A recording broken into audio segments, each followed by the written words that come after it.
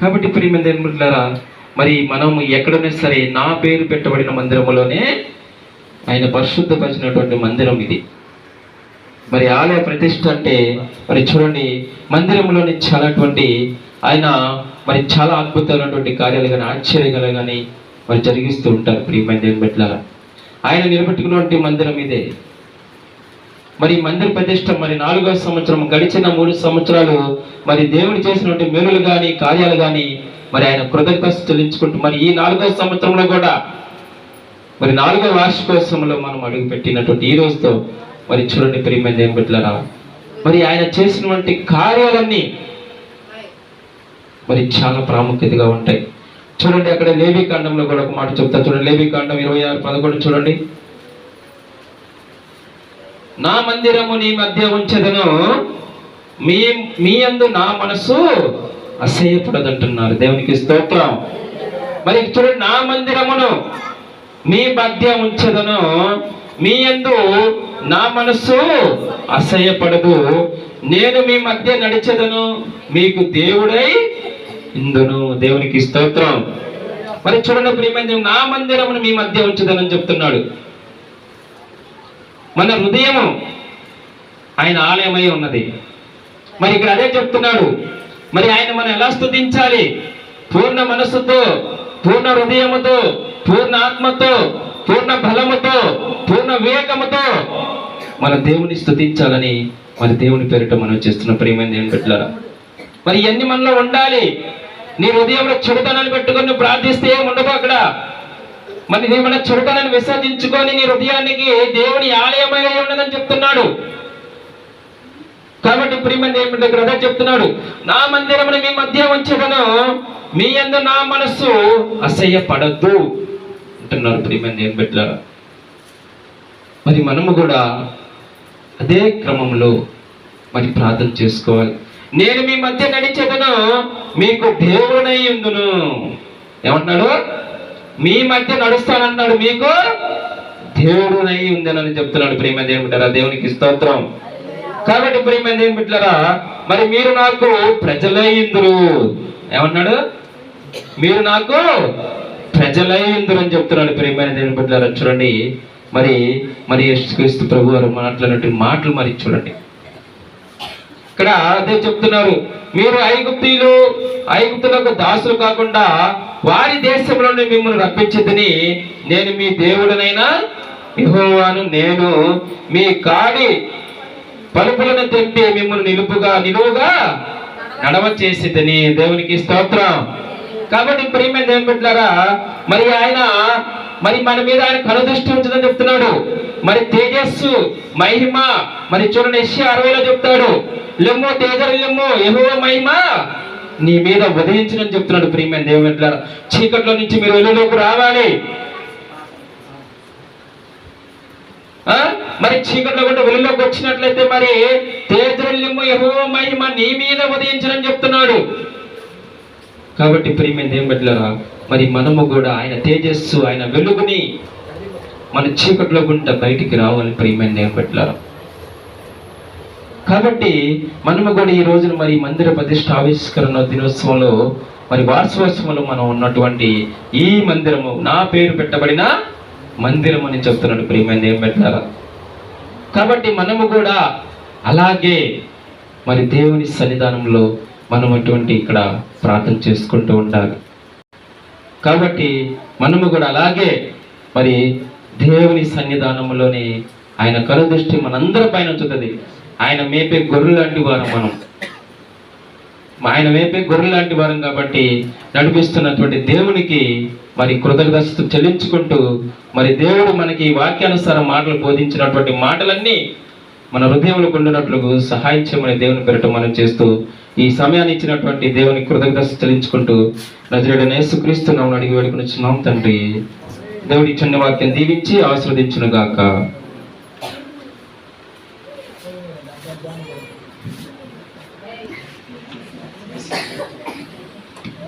దేవునికి స్తోత్రం. హల్లెలూయా. మరి వాక్యం చెప్పినటువంటి అయ్యగారికి మరి ఆలయ ప్రతిష్ట పండుగను గురించి మరి ఆలయము, దేవుని యొక్క మందిరము దేనికి అవసరము, మనకేంటి ఉపయోగం దానివల్ల అనే దాని గురించి మరి చాలా చక్కగా తెలియపరిచి ఉన్నారు. ప్రత్యేకమైనటువంటి వందనాలు. అదే రీతిగా మరి ఇప్పుడు మన మధ్యలో ఈ యొక్క ఆలయ ప్రతిష్ట పండుగ సందర్భంగా మరి కానుకలు పట్టడం జరుగుతూ ఉన్నది. దయచేసి మరి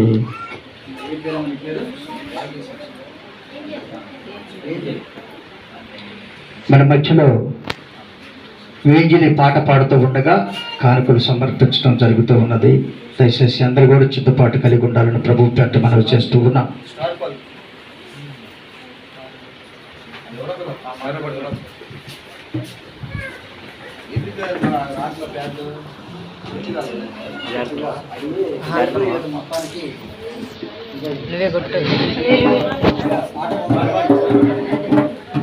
వీచే గాలుల్లో ప్రతిరూపం నీవే, నీవే నా మంచి యేసయ్యా. ప్రవహించే సెలయేరై రావా నీవు, జీవనదిలా మమ్ము తాకు యేసయ్యా. వీచే గాలుల్లో ప్రతిరూపం నీవే, నీవే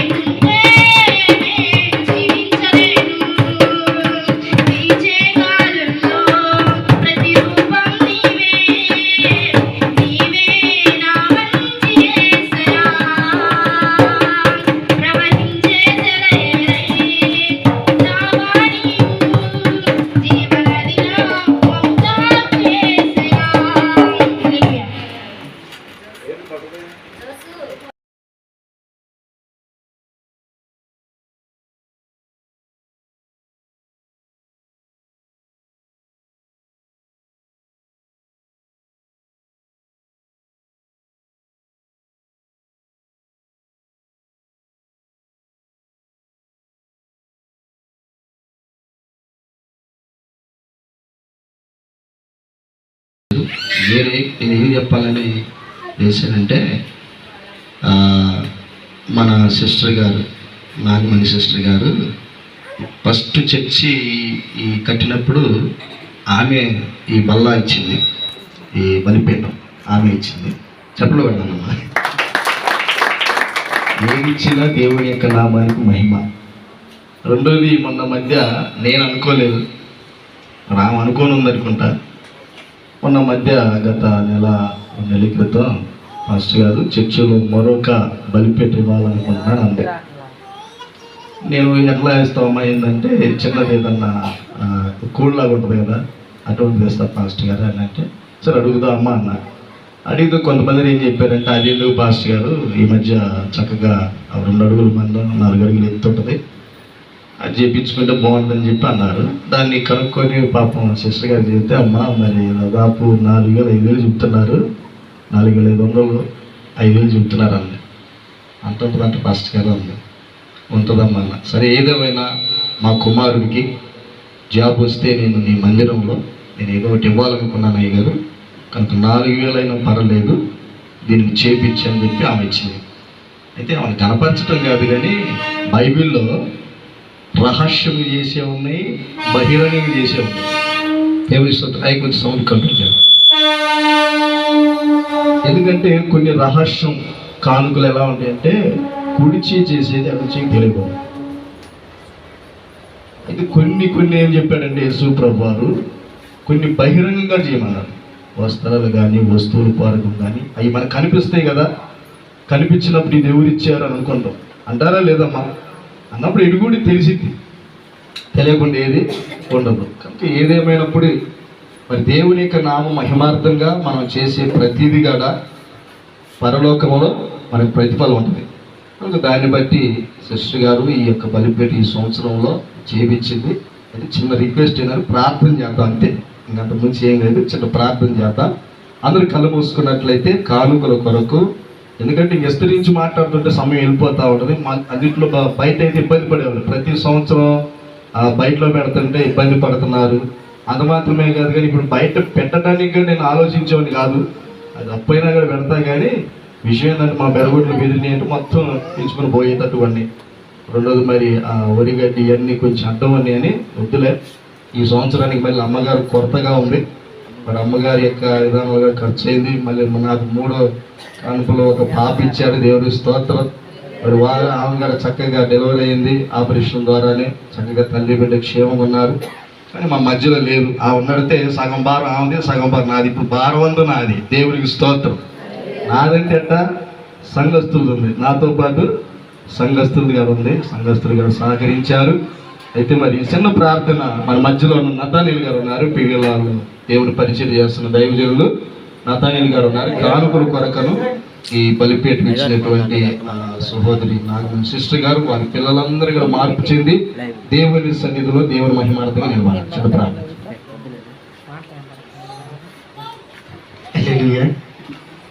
కళ్ళు మూసుకున్నట్లయితే ప్రార్థన చేసుకుందండి. సకల ఆశీర్వాదాలకు కారణభూతుడు అయిన ప్రియ పరలోకపు తండ్రి, నీ పరిశుద్ధ నామానికి వందనాలు, స్తోత్రాలు ప్రభా తండ్రి. నీ మందిరంలోనికి ప్రభా తండ్రి, అయ్యా బలిపీఠాన్ని ఇచ్చిన ప్రభా వారి కుటుంబాన్ని జ్ఞాపకం చేసుకోండి ప్రభా. అయ్యా వారి కుమారులు కుమార్తెలను ప్రభా తండ్రి, అయ్యా మీరు దీవించండి, ఆశీర్వదించండి ప్రభా తండ్రి. అయ్యా ఉన్నతమైన స్థానంలో ప్రభా తండ్రి నిలబెడతానని ప్రభా మీరు వాగ్దానం చేసిన దేవా నీకు వందనాలు, స్తోత్రాలు ప్రభా తండ్రి. వారికి వాళ్ళ బిడ్డకు ఉద్యోగం ఇచ్చినందుకే నీకు వందనాలు, స్తోత్రాలు ప్రభా. అయా ఉద్యోగంలో ప్రభా తండ్రి ఇంకా ప్రభా అభివృద్ధి అయ్యేలా సహాయాన్ని దయచేయమని అడుగుతున్నాం ప్రభా. అయ్యా ఉన్నతమైన స్థానంలో ఉండిన సహాయాన్ని దయచేయండి ప్రభా తండ్రి. అయా వారి కుటుంబాన్ని ప్రభా దీవించండి, ఆశీర్వదించండి ప్రభా తండ్రి. అయా సేవకులకు ప్రభా తండ్రి ఇంకా ప్రభా మేలుకరమైన అయా సహకరించిన సహాయాన్ని దయచేయమని అడుగుతున్నాం ప్రభా. అయా వారి కుటుంబాల్లో ఏమైతే కొదవలున్నాయో ప్రభా తండ్రి, ఆ కొదవులన్నీ కూడా తీర్చి సహాయాన్ని దయచేయమని అడుగుతున్నాం ప్రభా. అయా మీరే సహాయాన్ని దయచేయండి తండ్రి.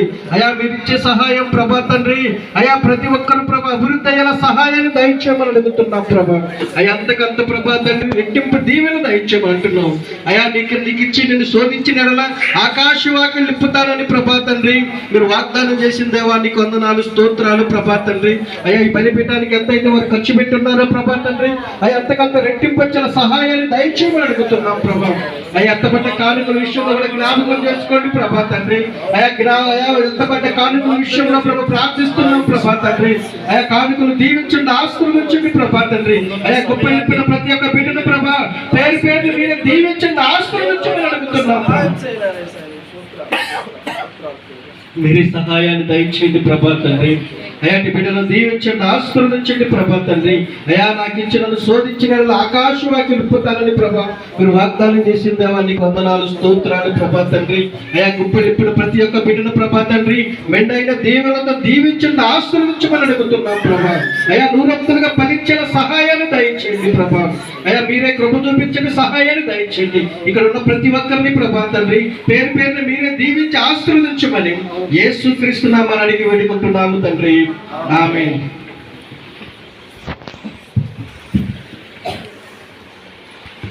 చాలా మంచిదండి.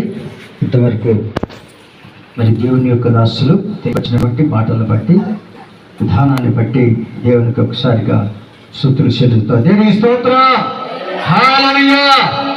చూడండి ప్రియ దేవుని బిడ్డలు గమనించండి, దేవుని యొక్క ఏర్పాట్లో ఉన్నటువంటి వారము దేవునికి మీరు ఏమైతే ఇవ్వాలని మీ మనసులో అనుకున్నారో, ఏమైతే దేవుడు ఇవ్వమని చెబుతూ ఉన్నాడో ఇచ్చినటువంటి వారికి ఆ మేలు ఇప్పుడు కూడా ఇది ఊరకపోదు ప్రియ దేవుని బిడ్డలారా గమనించండి. కారణం ఏంటంటే నేను కొన్ని సంవత్సరాలు 2011వ సంవత్సరంలో నేను రాజుపాలెం వెళ్ళాను.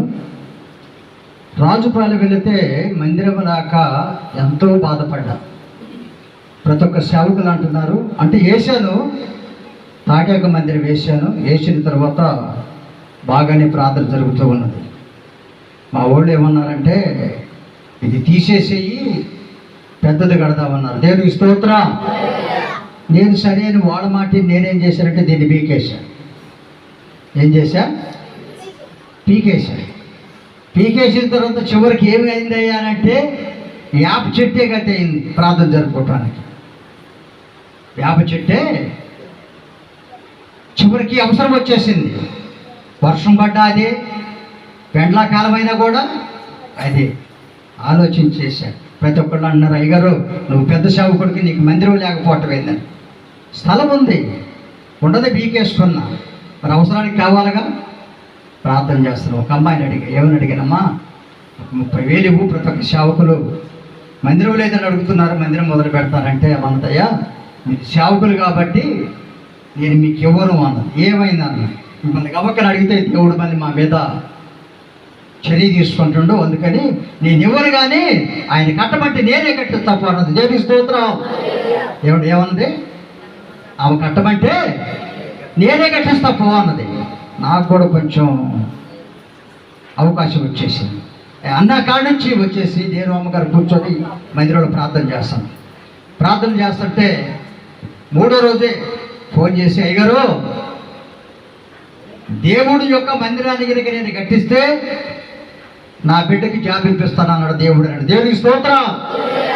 ఏ రీతిగా అని అడిగా. ఆయనే అప్లికేషన్ తీసుకొచ్చి నా చేతికి పెట్టున్నాను. దేవుడికి స్తోత్రం. మంచిదేనన్న. తెల్లారి పొద్దున ఏం చేసింది, ఆదివారం ప్రార్థన చేసుకుని సోమవారం 30,000 తీసుకొని వచ్చింది. 30,000 పెట్టి మొదలు పెట్టమని. ఆ 30,000 ఎక్కడ దాకా వచ్చింది? వచ్చేసింది. దేవుని స్తోత్రం. దేవుని ఆశీర్వాదం ఎలా ఉంటుందయ్యా అంటే ఆమె ఇచ్చినందువల్ల ఏమన్నా చెడిపోయిందా, లేకపోతే ఇబ్బంది కలిగిందా? 16 లక్షలు పెట్టి ఎకరం 30 సెంట్లు, ఎకరం 25 సెంట్లు పొలం కొన్నది. దేవునికి స్తోత్రం. ఎంత ఇచ్చింది? ఆమెకి ఎంత ఇచ్చాడు దేవుడు? ఆశీర్వాదం. ఆలోచన చేయండి. ఇస్తే ఏమైందో, ఇస్తే అయ్యగారు బతుకుతే, ఇస్తే అయ్యగారే తింటాడే. తినేది అయ్యగారే, దేవుని పేరు మీద తినేది కానీ ఈ భారాన్ని మొత్తం కూడా మోసేది ఎవరంట? అయ్యగారే. ఈ భారాన్ని మోసినందుకు ఆయన అనుభవించాలి. ప్రియదేని బిడ్డలు గమనించండి. దేవునికి స్తోత్రం. మరి బలిపీఠమును మరి టేబుల్ ఇచ్చినటువంటి దేవుని బిడ్డలు మరి నాగమణి గారికి, వారి కుటుంబానికి, వారి బిడ్డలందరికీ కూడా క్షేమాభివృద్ధి ఆశీర్వాదం కలగాలని ప్రభు పేరుతో మనవి చేస్తూ ఉన్నాం. దేవునికి స్తోత్రం. తదుపరి వెంటనే మన మధ్యలో ఉన్నటువంటి పెద్దవారు దేవుడిని అనుకుంటున్నారు. వారు కూడా వచ్చి మనందరికి కూడా చక్కని వర్తమానం అందిస్తారని ప్రభు పేరుతో మనవి చేస్తూ ఉన్నాం. దేవునికి స్తోత్రం. హల్లెలూయా. నిద్రపోయేటువంటి వారు మెలుగుతూ ఉండండి, నిద్రపోవద్దు. దేవుని స్తోత్రం.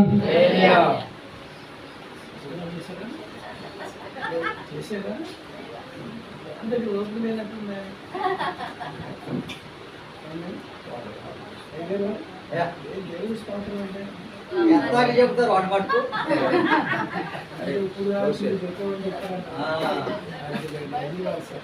అంతేనండి. దేవుడి కోసం. దేవుడి కోసం అయితే అవ్వాలి కదా.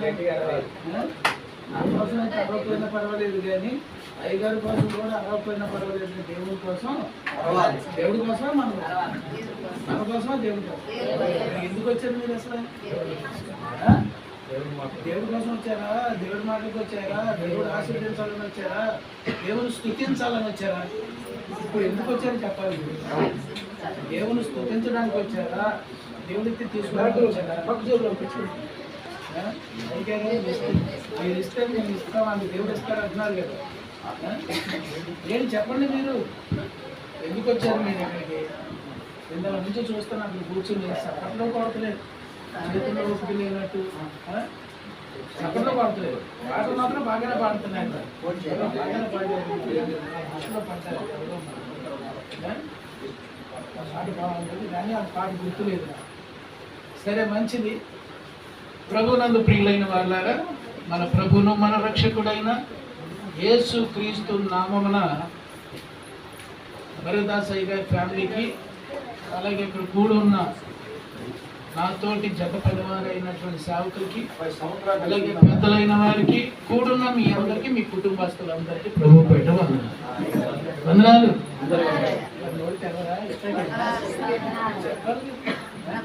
మంచిది. సగతుందా? కొన్ని సంవత్సరం బయట పెట్టాడు, సలేసింది. నేను వేసుకోటి వేసుకునేసరికి నాకు సగ అనిపించలేదు. నేనేమో చెప్తా వెళ్ళిపోయాను. ఎంతమంది తిట్టుకున్నారు.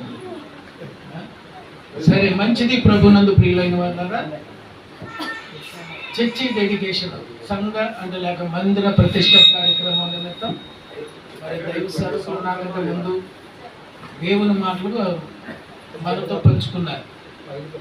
దేవుడు రాయించినటువంటి మాటలు.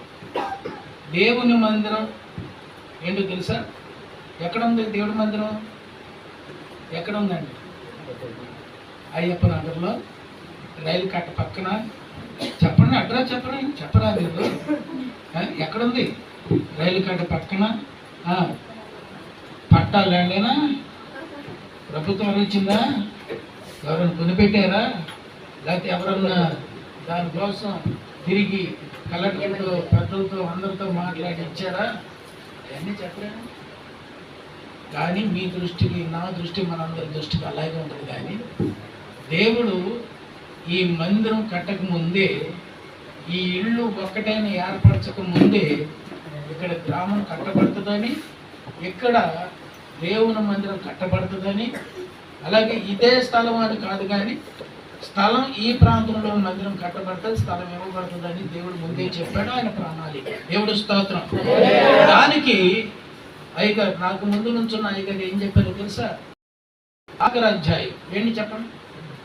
ఆఖరి అధ్యాయం రిఫరెన్స్. ఆఖరి రిఫరెన్స్ ఏంటి? లేవీకాండం 26వ అధ్యాయం 11వ వచనం. ఏమన్నాడు తెలుసా? నా మందిరాన్ని మీ మధ్యన ఉంచుతాను. ఎవరన్నారా మాట? నేనన్నానా? మరిదాసయ్య గారు అన్నారా? లేకపోతే దేవుడు అయ్య గారు అన్నాడా? నతనేల్ గారు అన్నాడా? లేకపోతే స్టెఫెన్ గారు అన్నారా? ఎవరన్నారు? నేను మిమ్మల్ని అడుగుతున్నానమ్మా, చెప్పండి కొద్దిగా.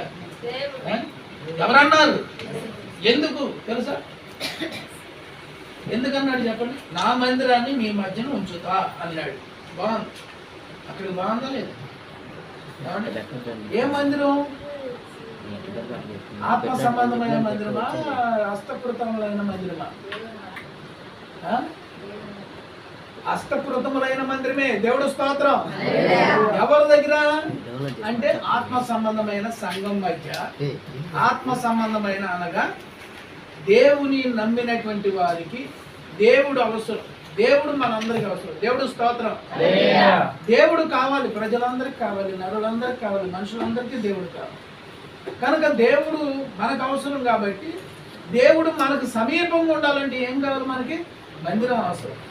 ఒక సమయంలో ఎస్పి బాలసుబ్రహ్మణ్యం గారు పాట పాడాడు.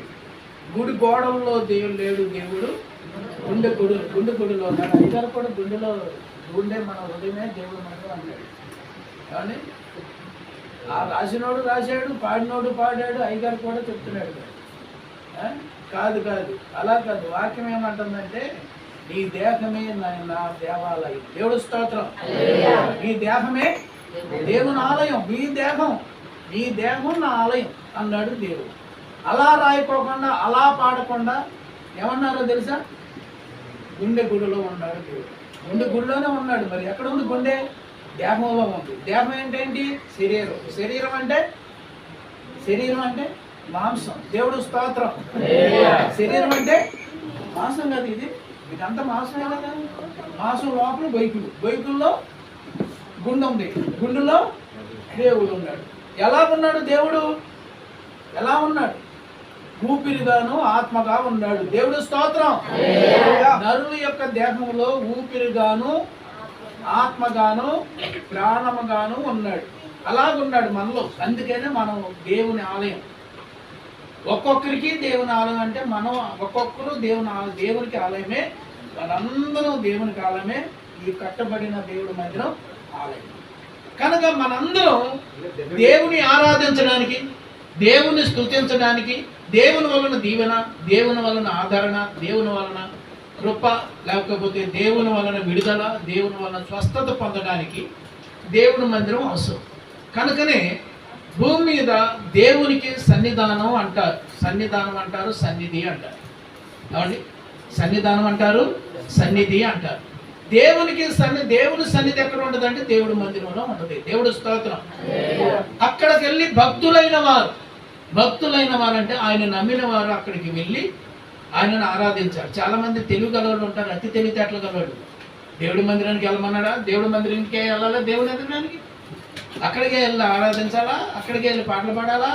ఇంటికాడ కూర్చొని దేవా అనుకుంటే కుదరదా అనుకునేవాడు ఉండరు. లేరంటవా? నాలంటూ నీళ్ళంటూ ఎంతమంది ఉన్నారో కదా. అతి తెలివితేటలు గలవాడు అటువంటి వాళ్ళు ఉంటారు చాలా మంది కదా. కనుక అటువంటి వాళ్ళందరికీ ఇది దెబ్బపేట అన్నమాట. చంపపేట అంటారు కదా. చంపపేట కొట్టినట్లు లెక్క. దాన్ని చంపపేట అంటారు. అయితే ప్రియులారా, దేవుడు అంటున్నాడు మీ మధ్య నా మందిరాన్ని ఉంచుతాను. ఆయన చెప్పారు, నేను ఎక్స్ప్లెయిన్ చేస్తాను కొద్ది మాట. నా మందిరాన్ని మీ మధ్య ఉంచుతాను. ఎందుకో తెలుసా? అక్కడ మీరు ఉన్నప్పుడల్లా నా మనసు మీ మీద అసహ్యపడదు.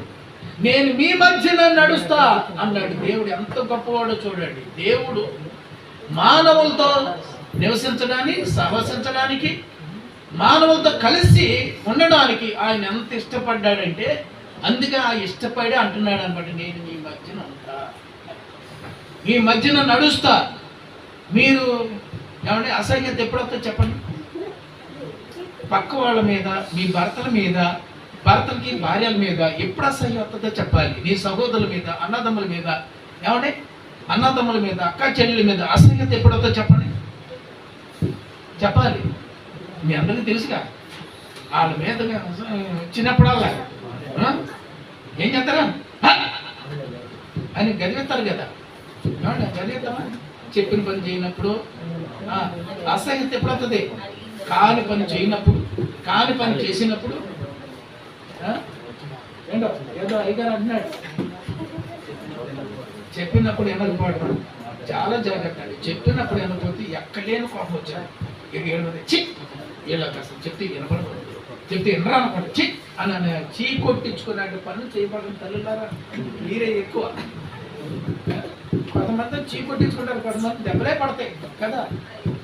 ఇది వరకు నిజంగా పురుషులు స్త్రీలని బాగా కొట్టేవాళ్ళు. ఇప్పుడు కొద్దిగా తగ్గింది, దేవుడి స్తోత్రం. ఎందుకంటే జ్ఞానం పెరిగింది, దేవుడి స్తోత్రం. అది క్రీస్తుతోనే వచ్చింది, దేవుడి స్తోత్రం. క్రిస్మస్తోనే వచ్చింది, దేవుడి స్తోత్రం. పాపల రక్షకుడితోనే వచ్చింది, దేవుడి స్తోత్రం.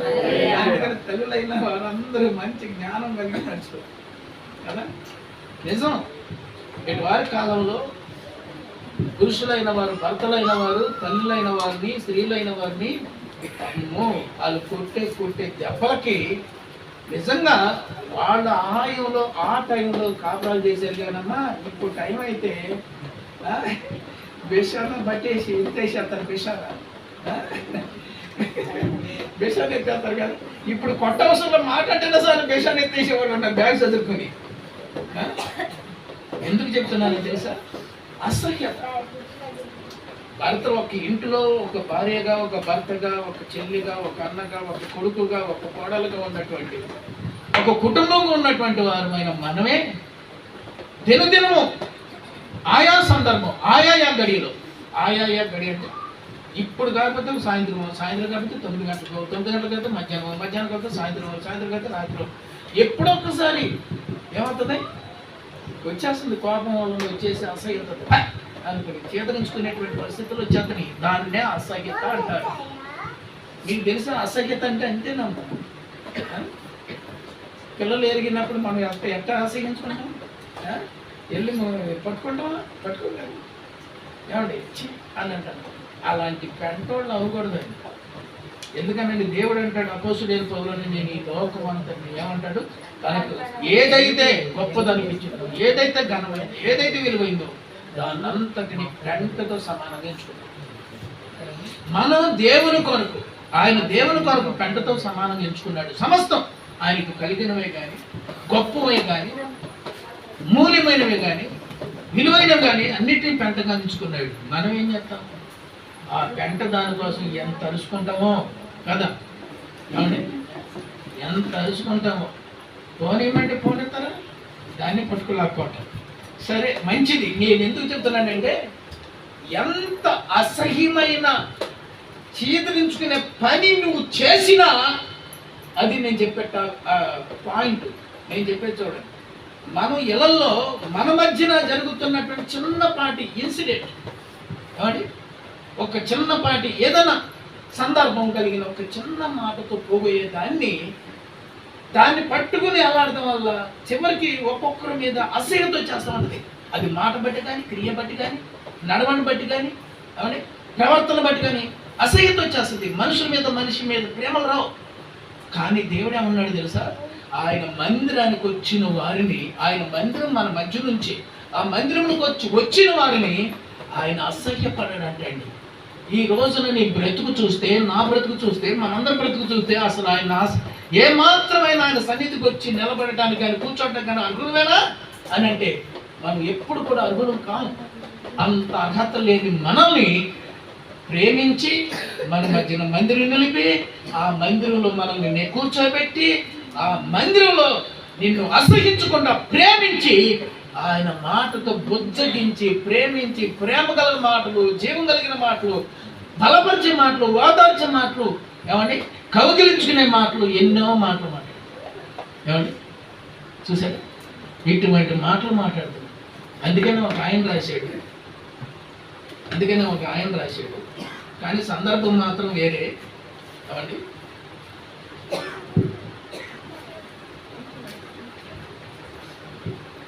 నా కోసమే ప్రేమతో రాసిన సందేశము, నా కోసమే ప్రేమతో రాసిన సందేశము, ప్రియతమా నాలో ఆశలు రేపి ప్రేమను చల్లరిపోనీయక, ప్రియతమా నాలో ఆశలు రేపి ప్రేమను చల్లరిపోనీయక, మొదటి ప్రేమను జ్ఞప్తిక చేసేనే ప్రియమైన నా యేసయ్యా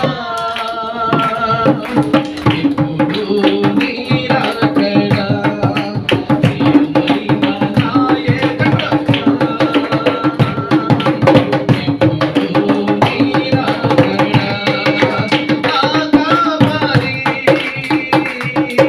నిత్యము జీవించు ప్రధాన యాజకుడా నా కాపరి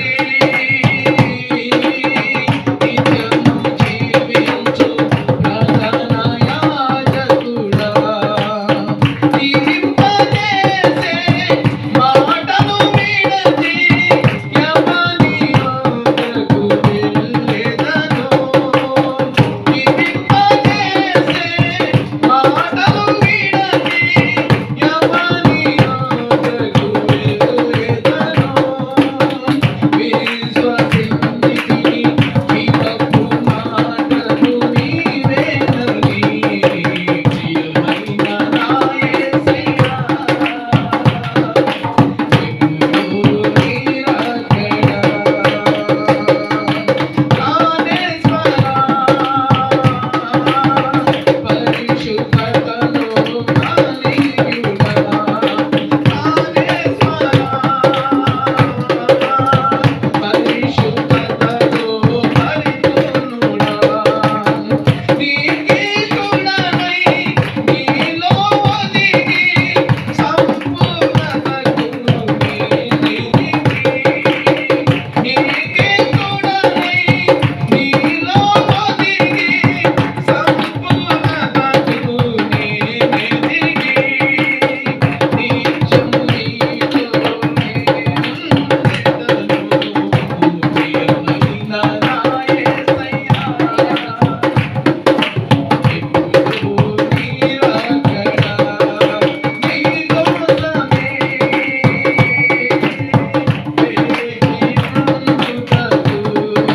వేచినందుకు నీ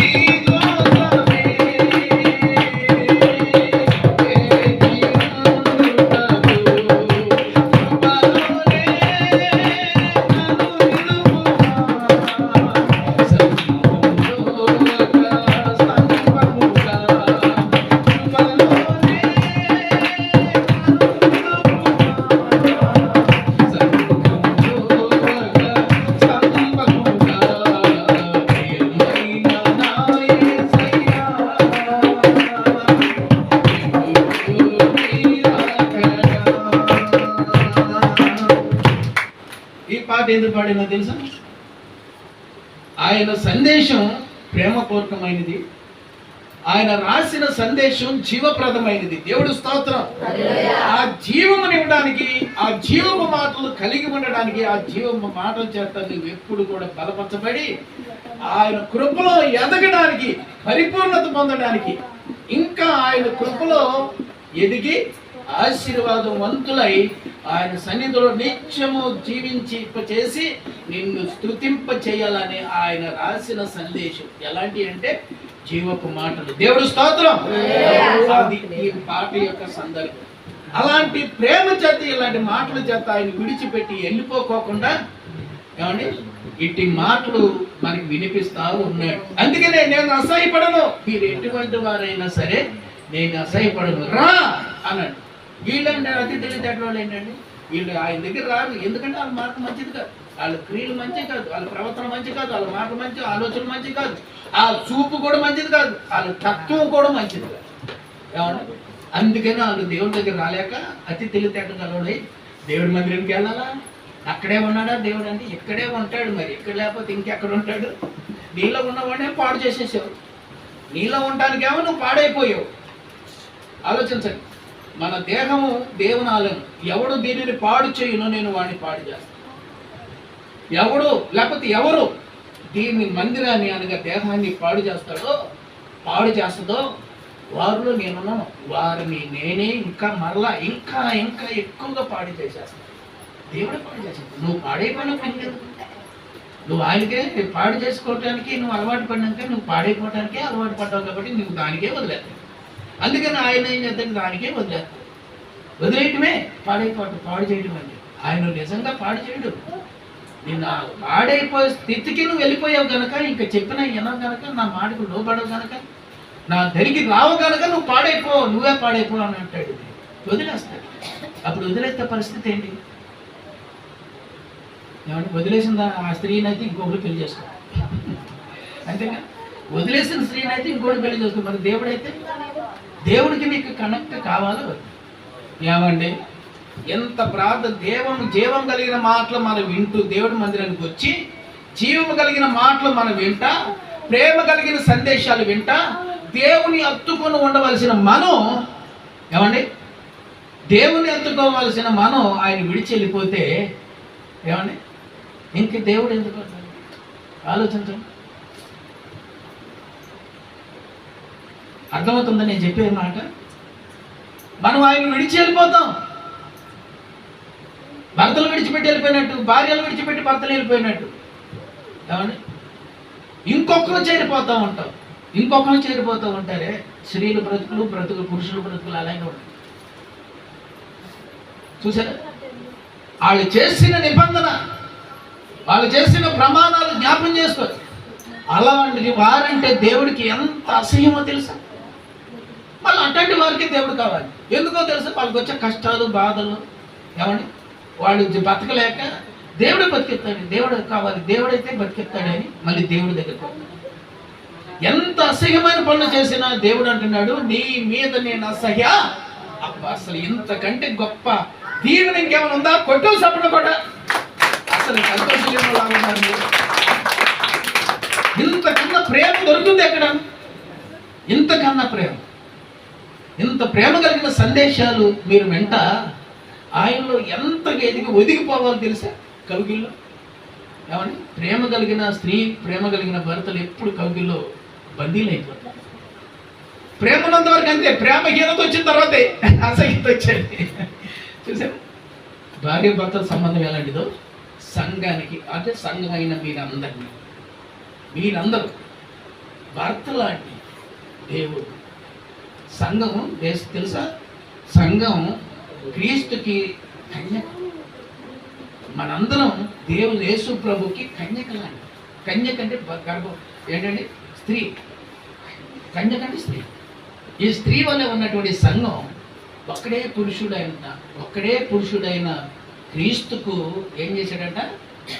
ఆయన ఏం చేశాడు తెలుసా? అపొస్తలుడైన పౌలు ఏం చేశాడండి? ఒకడే పురుషునికి, తెలుసా వాక్యం? నేను రిఫరెన్స్ చెప్పాలా? ఒక్కడే పురుషునికి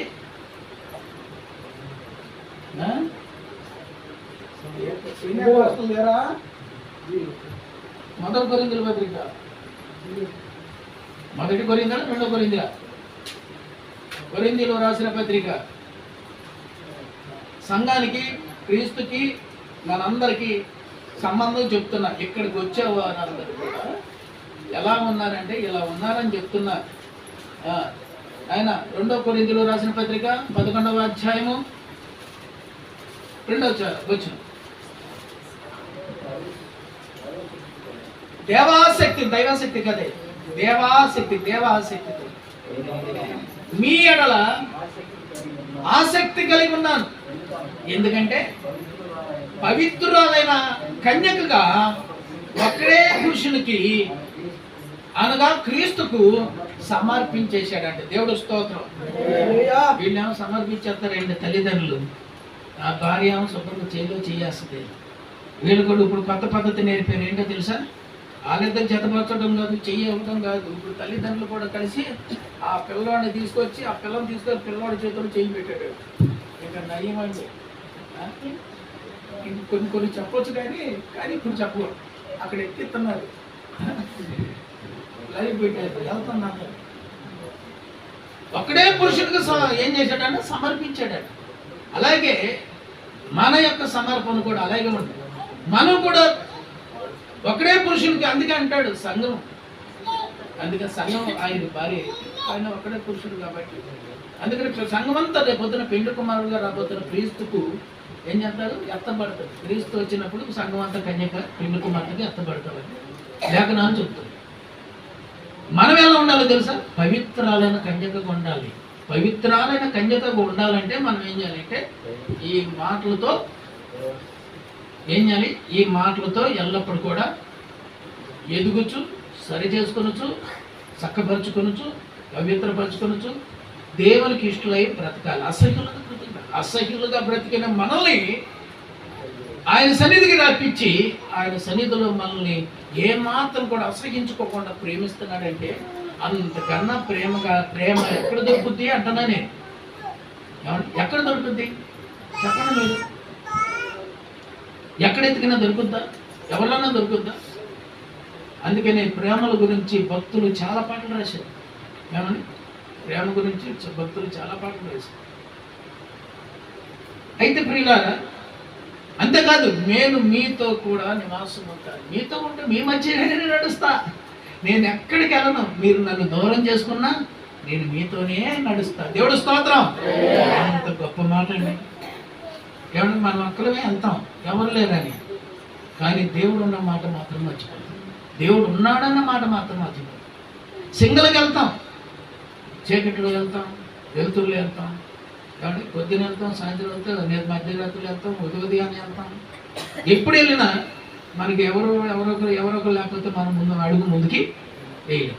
కానీ దేవుడు ఉన్నాడన్నమాట ఎవరైనా ఉన్నారా? ఎవరైనా అనుకున్నారా? దేవుడు ఉన్నాడు, వెళ్ళిపోతానని డేరుగా. చీకటి పడితే నేను కూడా వెళ్ళలేదు. ఈ చీకట్లోకి వెళ్ళాలంటే అయిపోతాయి. అంత తిరుగు ఏమంటే కనుక ప్రియులారా, ఆ తర్వాత దేవుని దగ్గరికి వచ్చిన తర్వాత కొండ మీదే రాత్రి తెల్లవారులు కూర్చుని ప్రార్థన చేసి దేవుడు స్తోత్రం. ఆ పిరికి ఎక్కడ పోయిందో పోయింది. రామనాయుడు స్టూడియో మీద కూర్చుని సందగడ 9 గంటలకి కొండ ఎక్కితే తెల్లారి 5-6 గంటలకు దిగేవాడు. మళ్ళీ 9 గంటలకు ఎక్కేసేవాడు. సాయంత్రం 6 గంటలకు దిగేవాడు. మధ్యలో భోజనానికి 3 ఎక్కేవాడు, 3 దిగేవాడు. అట్లా 3 ఎక్కి 3 దిగడం అంటే ఎక్సర్సైజ్ కాదు. బాగుంది కదా ఈ ఎక్సర్సైజ్. ఎట్లా సన్నగా అయిపోయాడు. ఎట్లా సన్నగా అవ్వచ్చు? నాకలాగా సన్నగా అవ్వాలనుకున్న వాడు బండలు అందరూ నాతో పాటు వస్తే కొండెక్కి వెళ్ళిపోయారు. 5 గంటలు బయటికి వెళ్ళిపోయారా? సరే, మంచిది ప్రియులారా. ఈ ఒక్క సందర్భం చెప్పే మందిరం గురించి. మందిరంలో దేవునికి మనకి ఉన్నటువంటి సంబంధం భార్యాభర్తల సంబంధం. అలాగే ఆయన ప్రేమ సందేశాలు మనం కన్యకగా ఒకే సంఘంగా ఏమండి మనం దేవుడు చెప్పే ప్రతి మాట విని ఆయన ప్రేమలో పెంపార్చుచు ఆయన విశ్వాసం అందు వృద్ధి పొంది అంతకంతకు బలపరచబడాలని దేవుడు ఈ మందిరాన్ని నిర్మించాడు. దేవుడు స్తోత్రం. ఈ మందిరం వలన దీవెన, ఈ మందిరం వలన జీవం, ఆ మందిరం వలన ఏమండి ఈ మందిరం వలన సమృద్ధి అనే జీవం ఉందట. మామూలు జీవం. మందిరంలో సుఖ సౌఖ్యాలు ఉన్నాయి. దేవుడు స్తోత్రం. ఈ మందిరంలో ఉంటే ఏముంటాయంట? సుఖ క్షేమాలు ఉంటాయి. సుఖాలు క్షేమాలు ఉంటాయి. ఇక్కడికి వచ్చినందువల్ల సుఖాలు క్షేమాలు. ఏమన్నా బాధలు వచ్చినాయా, చింతలు వచ్చినాయి అంటే అది నీ ప్రవర్తన, నీ ఆలోచన, నీ నడవడి. జాగ్రత్త క్లియర్ చేసుకోవాలి, పరిశీలించుకోవాలి. ఎందుకు వచ్చింది ఇది అని అంటే మనం ఎక్కడో దేవునికి తప్పిపోయాం అని చూసుకోవాలి. అప్పుడే మనకి ఏ చింత, ఏ దిగులు లేకుండా ఇక్కడికి వచ్చి ఆయన ప్రేమలో, ఆయన విశ్వాసంలో పెంపార్చుతున్నప్పుడు ఎటువంటి బాధలు కూడా రావు. ఒక ఆయన రాశాడు, ఏ బాధ లేదు. ఎవరు రాసింది తెలుసా? 10,000 మంది పట్టి సంఘ మందిరం కట్టాడు. 50 రోజుల్లోనే గుంటూరు, ఒంగోలు, ఎక్కడ పడితే అక్కడ మందిరాలే. ఆయన రావాల్సిన అక్కడ నుంచి చెప్తే సార్ ఇక్కడ అందరూ కనపడతాడు. తెలుసా పేరు? మా చర్చి పక్కనే, మా చర్చి దగ్గరలోనే నడిచెల్లో వచ్చాను ఆ చర్చి దగ్గర. పేరు చెప్పడం మళ్ళీ అన్ని ఎందుకున్నది ఆయన గురించి. దేవుడు వాడుకుంటున్నాడు అన్నాడు. కానీ ఏ బాధ లేదు, ఎదుర్కోలేదు, ఏ చింత లేదు. ఏది ఉన్నప్పటికీ, ఏది కలిగిందన్నా అది నీ వల్లనే, మీ వల్లనే, మీ వల్లనే. అది గుర్తుంచుకోండి. ఆయన వలన మాత్రం రాదు. ఎందుకంటే ఆయన సన్నిధిలో ఏమి దీర్ఘాయుష్యులు ఉన్నాయి, ధనగంతులు ఉన్నాయి, ఎవరి క్షేమం ఉంది, సౌఖ్యం ఉంది, ఎన్నో ఉన్నాయి. ఇవన్నీ చెప్పుకుంటూ వెళ్తే చెప్పాలి. రిఫరెన్స్లు చెప్పాలి. రిఫరెన్స్ చెప్పాలంటే ఇక నా టైం అయిపోతుంది. నేను ఎత్తుకోవాల్సింది నేనేమి చెప్తాం అనుకుని లేచానంటే, నాకు ఇవ్వబడినటువంటి సమయం గంట అన్నారు. ఏమండి, నాకు ఇవ్వబడిన సమయం గంట అన్నారు. మరి 10 అయింది. ఓకే, ఆ పావు గంట చెప్పానా నేను ఇప్పటికి, అంతేనా? చూసారా? పావు గంట చెప్పానా, అరగంట చెప్పానా? ముగించుకున్నావా? చెప్పమంటారా ముగించమంటారా? నేను చెప్పాలంటే గంట చెప్తా, కూర్చుంటానంటే కూర్చోండి. మీకు షుగర్లు ఉన్నాయో లేవో నాకు తెలియదు, నాకు షుగర్ వచ్చింది. ఇప్పుడు నేను పడతా ముందు, మీకంటే ముందు, మీకంటే ముందు నేను పడతా. నేను పడిన తర్వాత లేకండి మీరు, నేను పడక ముందు మాత్రం లేకపోతే. సరేనా? సరేనా? సరేనా? ఏం మాట్లాడారు అంటే వద్దనా? సరే, మీరు వద్దన్నా కావాలన్నా అయ్యగారు నన్ను పిలిచాడు, నాకు సమయం ఇచ్చాడు, మీరు వచ్చి కూర్చున్నారు కాబట్టి నేను చెప్పే వరకు చెప్తాను. సరేనా? మీరు ఊ అనరు, కానరు, ఊ అనరు, ఊ అనరు. సరే, మంచిది. ప్రియులారా, ఇప్పుడు వరకు మందిర సబ్జెక్ట్ అయిపోయింది. మందిర సబ్జెక్టులో మనకి ప్రభుకి ఉన్నటువంటి సంబంధం చెప్పాను. మనం అసహ్యం, దేవుడు మన పట్ల అసహ్యపడడు, ప్రేమించేవాడు, మన హక్కును చేర్చుకునేవాడు, ఆదరించేవాడు, క్షేమించేవాడు, సౌఖ్యం ఇచ్చేవాడు. సౌఖ్యం అంటే సుఖం కూడా. సౌఖ్యం ఇచ్చేవాడు, క్షేమం. ఏమంటే సౌఖ్యం అంటే అన్ని కావాల్సినవన్నీ సమకూర్చేవాడు. ఈ విధంగా మనల్ని ఎంతో విశ్వాసంలో, ప్రేమతో వాళ్ళని హత్తుకుని చక్కగా నడిపించి కాపాడేవాడు. దేవుడు స్తోత్రం. ఇది చెప్పుకున్నాం. నేను ఇప్పుడు చెప్తున్నాను, దేవుడు దేవుడే, దేవుడు దేవుడే. దేవుడు దెయ్యం కాలేడు, దెయ్యం దేవుడు కాలేడు కదా. దేవుడు దేవుడే, ఒక్కడే. కానీ భూమి మీద మన పూర్వీకులు పేర్లు అయితే దేవుడి పేర్లు చెప్పారు, కానీ దేవుడికి పెట్టుకున్న పేరు దేవుడుగానే, దేవుడికి వర్తించగలిగినటువంటి అర్థం ఇచ్చు పేర్లు చెప్పారు. కానీ నేను తీసుకున్న టాపిక్ ఏంటంటే క్రీస్తు జననం గురించి. ఏమండి, ఈ భూమి మీద మన పూర్వీకులు చెప్పితేనో, వారు ఎరిగితేనో, తెలుసుకుంటేనో, లేకపోతే వారికే దేవుడి పట్ల ఉన్నటువంటి విశ్వాసం, నమ్మకాన్ని బట్టి వారు అనుసరించిన మార్గంలో పేర్లు మాత్రం కొన్ని దేవునికి తగినట్టుగానే ఉంటాయి. దేవునికి అర్థం ఇచ్చి ఆయనను సేవించే విధంగానే ఉంటాయి. కానీ మన పూర్వీకులు మాత్రం ఏం చెప్పారంటే దేవతల గురించి చెప్పారు. మన పూర్వీకులు ఏం చేశారు? దేవుడి పేరట దేవతను పూజింప చేశారు.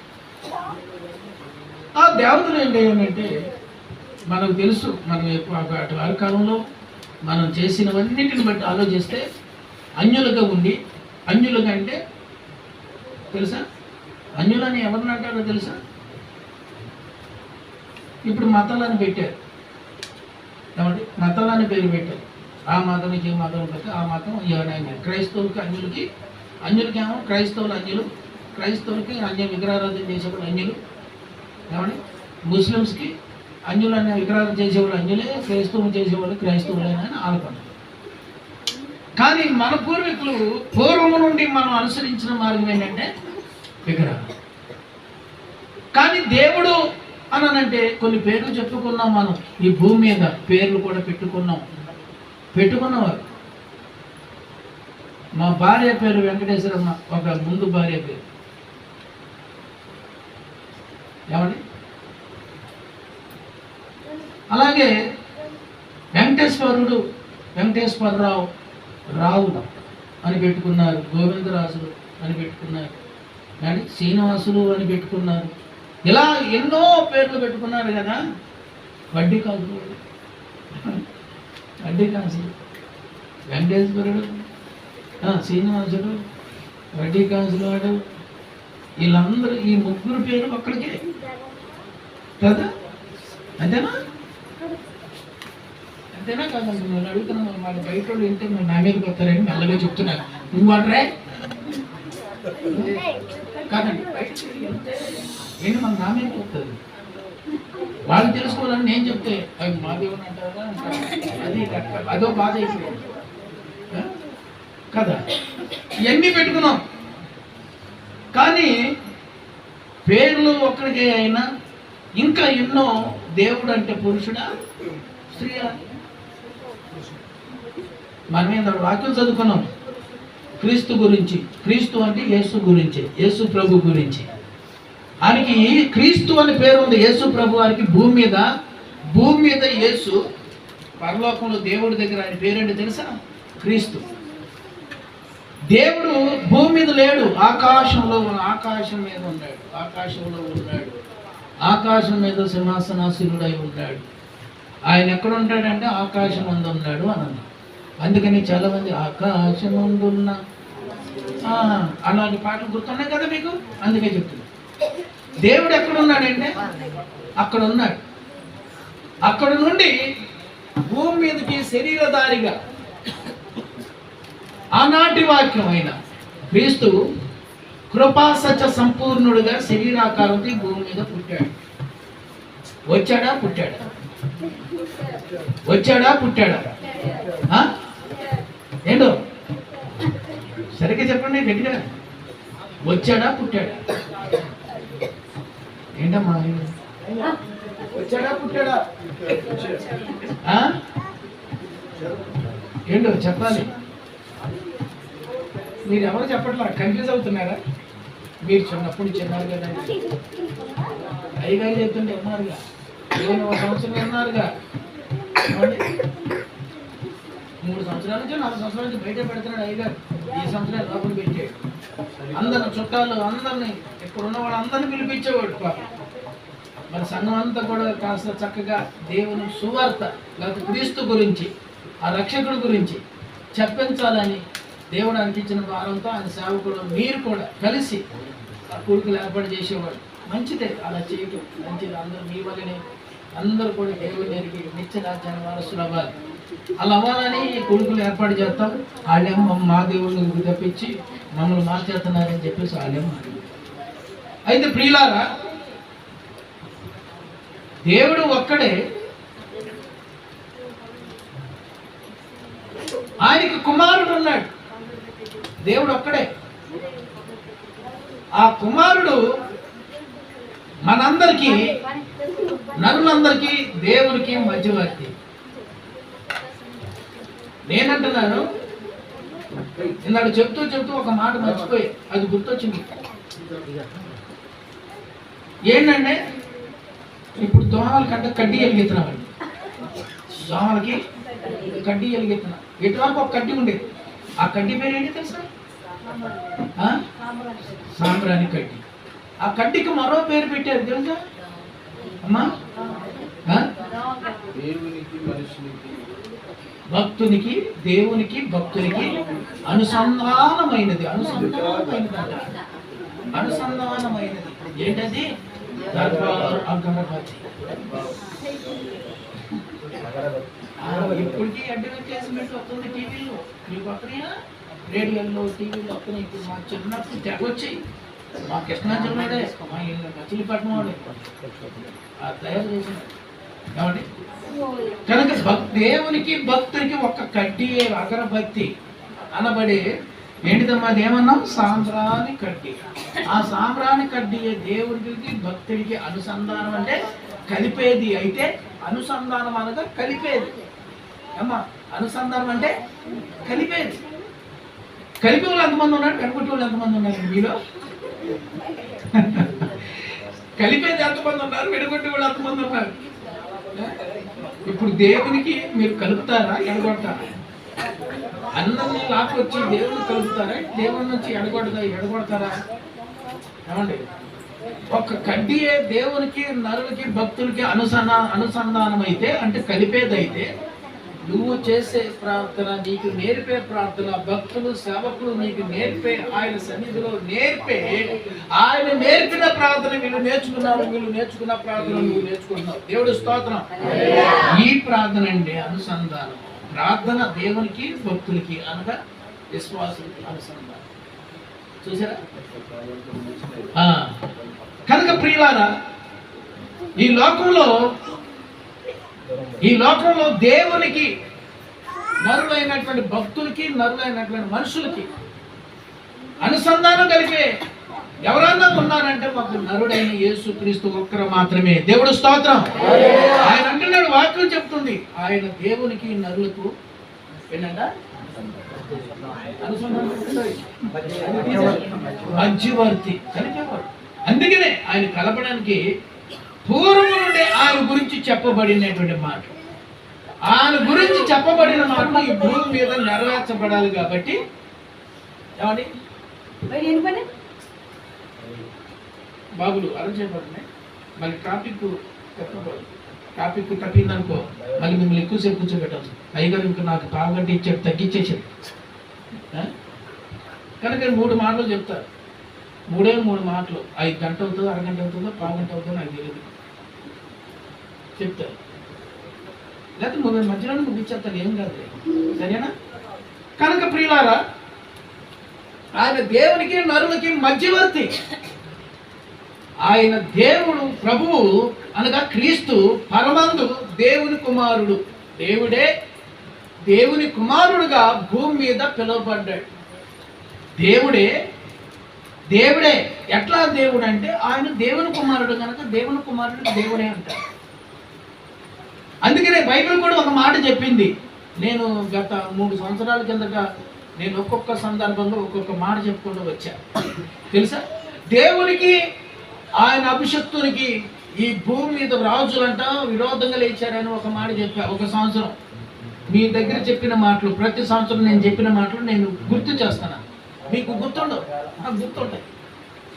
ఒకసారి ఒక సందర్భంగా మళ్ళా ఇలాగే క్రిస్మస్ కాదు, సెమీ క్రిస్మస్ సందర్భంగా బయట పెట్టినప్పుడు నేనేం చెప్పానంటే, అప్పుడు దేవుని ఆయన పేరేమో, ఆయన కుమారుడు పేరేమో మీరు ఎరుగుదురా అని చెప్పారు. ఆయన దేవుని పేరు, దేవుని కుమారుని యొక్క పేరు. అలాగే రెండవ సందర్భం ఏంటంటే, ఆయనకు దేవునికి ఆయన అభిషక్తునికి అని చెప్పారు. విరోధంగా భూరాజులు లేచారు, భూజనులు లేచి నువ్వు దేవుడు కాదు, మేము ఎవరు నమ్మాలి, ఎందుకు నమ్మాలి అని ఆయన మీద విరుద్ధంగా లేచారని చెప్పబడింది. కానీ దేవుడు ఏమన్నాడు తెలుసా ఆయన్ని? నేను నిన్ను కన్ని ఉన్నాను, నేడు నేను నిన్ను కని ఉన్నాను. అది రెండో కీర్తన ఉంటుంది. కావాలని చూసుకోండి. నేడు నేను నిన్ను కని ఉన్నాను, నువ్వు నా కుమారుడు అన్నాడు. ఆయన నా కుమారుడని ఎవరి గురించి ఎప్పుడైనా చెప్పాడా? చెప్పలేదు. కానీ భూజనులు దేవుడు ఉన్నాడు, ఆయన కుమారుడు ఉన్నాడు, ఆ కుమారుడు నమ్మపోతే గతి లేదు అన్నారు. ఆయన కుమారుడు నమ్మపోతే గతి లేదు. అందుకనే కుమారుడు కావాలనుకుంటే అందరూ తల్లిదండ్రులందరూ ఇడిచారు. ఈ కుమారులు పుట్టిద్దరు ఇప్పుడు వచ్చిన తరం ఏమంటుందో తెలుసా? ఇప్పుడు వచ్చిన తరం కుమారులు వద్దురా బాబు, కూతుర్లే కావాలంటే. ఎందుకు? భర్తని అనిసి ఎట్టకొట్ట నవ్వుతున్నారు అయ్యగారు. మా అల్లుడు మా అమ్మాయిని బాగా చూస్తాడండి. నీకు మీ అమ్మాయిని చూస్తేనే నీకు తను సంతోషం, నీ కోడలు వచ్చి నేను చూడబోతే తంట. నువ్వు చూసే విధానంలో ఇదండి ఈ లోకం గొడవ. ఏమండి ఈ లోకం గొడవ అదే కదా. ఇట్లాంటి వత్తని మధ్యలో వీటి గురించి చెప్పాలంటే అమ్మో కుక్కలు మీకు అన్నీ తెలిసిన వాళ్ళే, మీరు నాకేం నేర్పుతారు, నాకు ఇంకా తెలియదురా బాబు, మేము బోర్డు చెప్తాం అంటారు కదా. సో అలా కనుక ప్రియులారా, ఏం చెప్పాను ఎవరు కావాలంట? కూతురులతో కుమారులు కావాలి. అందుకనే కుమారుడు లేకపోతే గతి లేదు కాబట్టి కుమారులే కావాలనుకున్నారు తండ్రులు.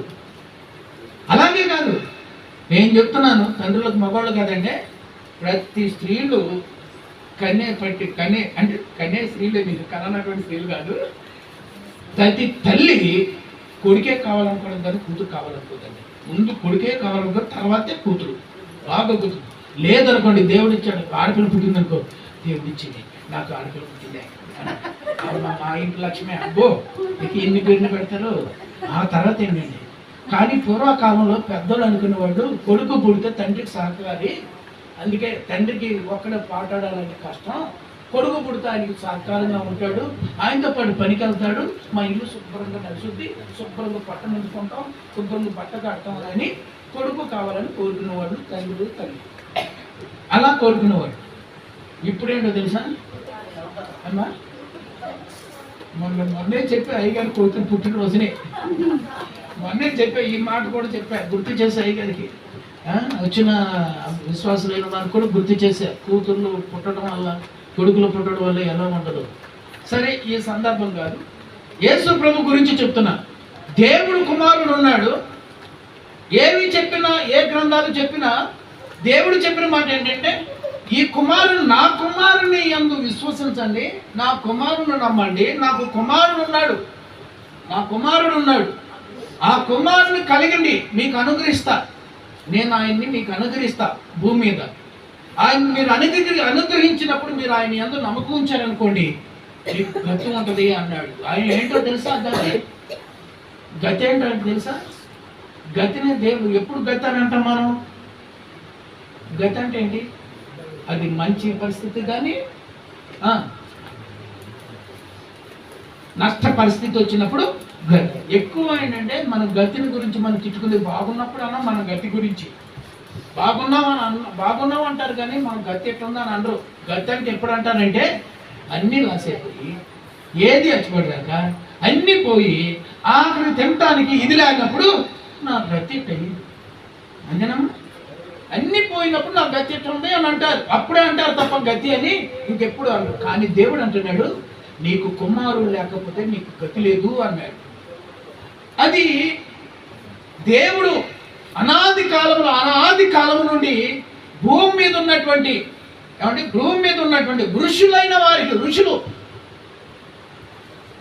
అంటారు. ఋషులు అనగాంటే ఏంటో తెలుసా? దేవుడు వెతికేవారు. ఆ రోజుల్లో దేవుడు వెతికిన వారు. వాళ్ళు అన్యులు కానివ్వండి, ఎట్టన్నా కానివ్వండి, ఎవరు కడుపున పుట్టనివ్వండి, వాళ్ళు విగ్రహారాధన చేయండి, ఏ విధంగా చేయండి, కానీ వాళ్ళు వెతికి దేవుడిని వెతకాలని కోరుకున్నారు. దేవుడు వెతికాడు కానీ దేవుడు వారు కనబడలా కానీ మాట్లాడాడు. దేవుడు స్తోత్రం. ఎందుకో చెప్పనా? ఎదురాడు తిరుగుది ఏదో ఎప్పటి నుంచి? పురాతన కాలం నుండి ఎదురాడు వారితో దేవుడు మాట్లాడాడని రాయబడి ఉంది వాక్యం. దేవుడు స్తోత్రం. ఎప్పటి నుంచి చెప్పారుగా? ఏమన్నా పురాతన కాలం నుంచి ఎదురాడుతున్నారు దేవునికి, ఎదురాడి చేస్తున్నారు, తపస్సులు చేస్తున్నారు, భార్య పిల్లలను వదిలిపెట్టేశారు, సన్యాసత్వం వేర్చుకున్నారు. సన్యాసులు కదండి, సన్యాసులు వేరు కదా ఏమండి? సన్యాసులు వేరు. సన్యాసులు అంటే భార్య పిల్లలను వదిలిపెట్టి దేవుడు వెతికేవాళ్ళు సన్యాసులు అండి. సన్యాసులు అంటే ఏంటో తెలుసా? భార్యని పిల్లల్ని అందరిని విడిచిపెట్టి పట్టించుకోకుండా ఆడి ఇష్టారాజ్యం తిరిగేసి ఆడి బతికేంటో తెలియకుండా తిరుగుతాడు చూసారా, వాడిని సన్యాసి అంటారు. పనికి మాలినోడు అంటారు వాడిని. ఎందుకు అమ్మా కదా, మన భాషలో మనం మాట్లాడుకుంటున్నాం అంతేనా? నేను తిడుతున్నాను, నేను తిట్టుకోపక్కనే తిడుతున్నాను. మీ గురించి కదగా, అయ్యల గురించి చెప్తున్నా. మీరు అయితే నవ్వుకోండి బాగా, అయ్యల గురించి చెప్తున్నారు కదా. సరే మంచిది. కనుక ప్రియులారా, వాళ్ళతో కూడా దేవుడు మాట్లాడాడని నేను అంటున్నాను. ఎందుకంటే ఈ వాక్యం నాకు నిర్ధారణ. ఎందుకంటే పురాతన కాలం నుండి మారు మనసు లేని ఎదురాడు వారితో దేవుడు మాట్లాడాడంటే ఏమని? పుత్రుడు లేకపోతే గతి లేదు అని. అంటే వాళ్ళు పుత్రుడిని నమ్మారు, కానీ ఆ పుత్రుడి పేరేంటి, ఆ దేవుని పేరేంటి, దేవుని కుమారుని పేరేంటి, నీకు ఎరుగుదువా అన్నాడు. సామెతల గ్రంథం కదా, అవునా అయ్యా? 31వ అధ్యాయమా 30వ అధ్యాయం? 31వ చూడ 34 గంటలు చూడండి. 30వ అధ్యాయం ఆయన 30 అంటాడు, 34 అంటున్నాడు. నన్ను చెప్పని ఇట్లా ఆయనే చెప్పేస్తున్నాడు. ఆయనే చెప్పేస్తున్నాడు. 2 మాటలు తప్పాడు ఆయన. నేను ఒకటే మాట్లాడినా. 30 అన్నా. 30వ అధ్యాయం చూడండి, 4వ వచనాన్ని చదువుదాం. చదవండి, మీరు చదవండి. అక్కడ ఉండదు. ఆయన అడుగుతున్నాడు, నేను అన్నా మాటే ఉండదు అక్కడ. ఆయన పేరేమో, ఆయన కుమారుని పేరేమో ఉంటుంది. చదవండి. ఆకాశం ఎక్కి, ఇదే మాట చెప్పే ఒక్కసారి మీరు ఇప్పటికే మీకు జ్ఞాపకం చేస్తున్నా, మళ్ళా జ్ఞాపకం చేస్తున్నా, వినండి. ఆకాశమునికి ఎక్కి మరలా దిగిన వాడెవడు? తన పిడికిలతో. అమ్మ పిడికిలు ఇదేనా? ఇదా ఇదా చెప్పండి. ఇదా ఇదా ఇదా చెప్పండి. కొంతమంది తెలీదా? ఏమా దీన్ని పిడికిలి అంటారు, దీన్ని దోషి, ఇది ఏమంటారు? చారా అంటారా? దీన్ని దోషి అని పదే పేరు పెట్టారు. చూసారా? నాకు కొలతలు కొలిసేది మీరే. చారుడు, అడ్డసారుడు, ఏదో చాలా అని అంటూ ఉంటారు. భలే కొలుతారు. మా నాన్నమ్మ గారు అర్ధసేరుతో రూపాయి పిల్లలు కొలిసిందంట. ఒక ఆమెకు డౌట్ వచ్చి అడుగుని చింతపండు రాసిందంట. మా నాన్నమ్మ చూడాల, మా నాన్నగారు చూడాల. ఏమండి చూడపోతే ఏంట్రా ఇది రోజు అడుగుతుంది, ఎక్కడి నుంచి తెస్తున్నారా డబ్బులు అని చెప్పి, ఏంటి ఏం కొలుతుందని అని చింతపండు లోపల ఎక్కించిందండి. మా నాన్నమ్మగారు చూడకుండా కొలిసేసింది. దానికి ఒక అర్ధన అంటే 3 పైసలు. అర్ధన అంటే ఇప్పుడు మీకు తెలియదు. అర్ధన అంటే 3 పైసలు. 3 పైసలు దానికి అంటుకుందంట. డబ్బులు కొలుసుకున్నా. అక్కమ్మ, మా నాన్న పేరు అక్కమ్మ. దేవత పేరు పెట్టుకుంది అక్కమ్మ, మా నాన్న పేరు. ఈ అక్కమ్మ డబ్బులు కొడుతున్నాను. ఎంత డబ్బులు అవుతున్నాయో, అందుకనే కాబట్టి ఈ స్థలం కొనేసాడు, ఆ స్థలం కొనేసాడు. వాళ్ళ తమ్ముడు పేరు మీద స్థలం కొని 6 ఎకరం కొనేసాడు. వీడు పల్లెగా సంపాదిస్తున్నాడు అని మొత్తానికి వేసేసాడు. చేతబడి వేసేసాడు. ఊర్లో ఉన్న కుక్కల్ని పని చేసి తిని పడుకున్నాడంట మా తాత సెంటర్లో. ఇగో ఇప్పుడు ఎంత ఇది కొద్ది దూరం ఉందండి. ఇగో మన పక్కన ఊరు ఏదైనా బ్రాహ్మణపల్లి నుంచి ఇక్కడికి సెంటర్ ఉందనుకో. ఆ సెంటర్కి అంత దూరం కుక్క వచ్చి కాలు పిక్క అంతా, ఇది పాదం మొదలుకొని మోకాలు వరకు పిక్క అంతా తినేసేదాకా మా తాతకు వెలుగులేదు. అలా చేశారు. సరే మీరు తెలుసుగా దోషం, అందుకనే సరే దాన్ని వదిలేసారు. దాన్ని చెప్పదలుచుకోలేదు. డబ్బులు అందుకే కొలిశాడంటే పిడికులతో కొలిశాడంట అండి. పిడికులతో ఏం చేశాడంట? గాలి పట్టుకున్నాడంట. బట్టల్లో నీళ్లు మూట కట్టిన వాడెవడు? నీ బట్టల్లో నీళ్లు మూట కడతారా? ఉంటాయా? కట్టి చూడండి, మీకే తెలుసు. బట్టలు ఉతుకోవాలి. నెల భూమి యొక్క దిక్కులన్నిటినీ, ఎన్ని దిక్కులు? 4 దిక్కులు. భూమి యొక్క 4 దిక్కులు స్థాపించిన వాడెవడు? ఆయనే. ఎవడండి ఆయన? ఆయనే దేవుడు. ఆయనే సర్వ సృష్టికర్త. ఆయనే ఎవరైనా సర్వము, జగమును, లోకమును, జగమును సృష్టించిన వాడు అన్నమాట. అందుకనే ఆయన ఎవరు? 4 దిక్కులు స్థాపించిన వాడు అంటే పుట్టించిన వాడు, కలగజేసిన వాడు అని అర్థం. ఏమండి? ఎవరు చూశారా? ఎవరైనా తెలుసుకున్నారా అంటే తెలియదు. ఇప్పుడు దేవుడు వాక్యం చెప్తుంది, ఆయనే దేవుడు, ఆయనే సృష్టికర్త, ఆయనే తండ్రి. మనందరికీ తండ్రి. సృష్టించిన వాడు తండ్రి, పుట్టించిన వాడు తండ్రి. అయితే కలగజేసిన వాడు తండ్రి కదా. సృష్టించిన వాడు దీనంతని సృష్టించాడు కనుక ఆయనకి జగద్రక్షకుడు అని పేరు పెట్టాడు. దేవుడు స్తోత్రం. ఇదంతా కలగజేసినాడు కనుక 4 దిక్కులే కాదు, ఆకాశాన్ని, భూమిని, సముద్రమును, సందలి సమస్తమును సృష్టించిన వాడికి ఏమని పేరో తెలుసా? జగద్రక్షకుడు అని పేరు. అర్థమవుతుందా? జగద్రక్షకుడు. అలాగే బైబిల్ ఏం చెప్తుందో తెలుసా? లోకరక్షకుడు అని చెప్తుంది. బైబిల్ ఏం చెప్తుంది? లోకరక్షకుడు అని చెప్తుంది. ఆ రక్షకుడు ఎవరైనంటే దేవునితో ఉండే భాగ్యం, దేవుడుగా ఉండేటువంటి భాగ్యమైనప్పటికీ తనకు కలిగి ఉన్నటువంటి స్థానాన్ని విడిచి, అంతేకాదు ధనవంతుడై ఉండి మనందరి కోసం ఏం చేశాడు? దరిద్రుడిగా ఈ లోకానికి వచ్చాడు. దేవుడు స్తోత్రం. వచ్చాడు అని రాయబడి ఉంది. ఎలా? పుట్టాడు అని రాయబడి ఉంది. పుట్టడం ఏంటి, రావడం ఏంటి? ఏమండి? పుట్టడం ఏంటి, రావడం ఏంటి? పుట్టడం అంటే మనకు తెలుసు, భూమి మీద కన్యక గర్భంలోనో నా స్త్రీ యొక్క గర్భంలో పుట్టాలి. పుట్టడం అంటే స్త్రీ గర్భం నుంచి పుట్టాలి. సృష్టి లేదు. ఆయన సృష్టించినప్పుడు మట్టితో సృష్టించాడు, తను పోలిక చొప్పున నరుణ్ణి అనగా పురుషుడు. ఆయన పక్కటెముకలో నుంచి ఎముక తీసి ఆయనకి గాఢ నిద్ర కలిగజేసి పక్కటెముక తీసి మాంసాన్ని దాన్ని పూడి చేసి గాయాన్ని పూడ్చి ఆ మాంసం ఆ ఎముక కట్టించి ఏం చేశాడు, స్త్రీనిగా చేశాడు. అప్పుడు స్త్రీ పురుషుడు అయ్యారు. ఈ భూమి మీద నివాసంగా నివసించడానికి నివాసులు లేనప్పుడు వీళ్ళిద్దరినే నివాసులుగా చేశాడు దేవుడు. స్తోత్రం. అందుకనే భూలోకము నివాసులతో నిండిపోయింది. అందుకని లోక నివాసులు అని పేరు పెట్టారు. దేవుడు స్తోత్రం. ఏం పేరు పెట్టారు మన అందరికి? లోక నివాసులు అనగా అంటే లోకంలో నివసించేవారు. అర్థమైందా? లోక నివాసులు. నివాసులు అంటే నివసించేవారు, తిని బతికేవాళ్ళు అని అర్థం. అంటే ఎట్ట బతుకుతున్నావు, ఎలా నివసిస్తున్నావు అంటే తిని బతుకుతున్నావు. తినడానికి ఏం చేస్తున్నావు తెలుసా? వ్యవసాయం చేస్తున్నావు. అప్పుడేం కాయలు తినమన్నాడు ఆయన కాయలు తినబతకమన్నాడు. ప్రతి చెట్లు మీకోసం సృష్టించాను, ఆ చెట్టు కాయలు తినను ఆయన. అయితే ఏదైతే తినొద్దు అన్నాడో అదే తిని ఆయన దృష్టి ఎదుట ఏమయ్యారు? అసహ్యులు అయిపోయారు. అందుకని ఆయన గెంటేశాడు. ఆ గెంటేసిన తర్వాత ఆయన ఏం వదిలిపెట్టల.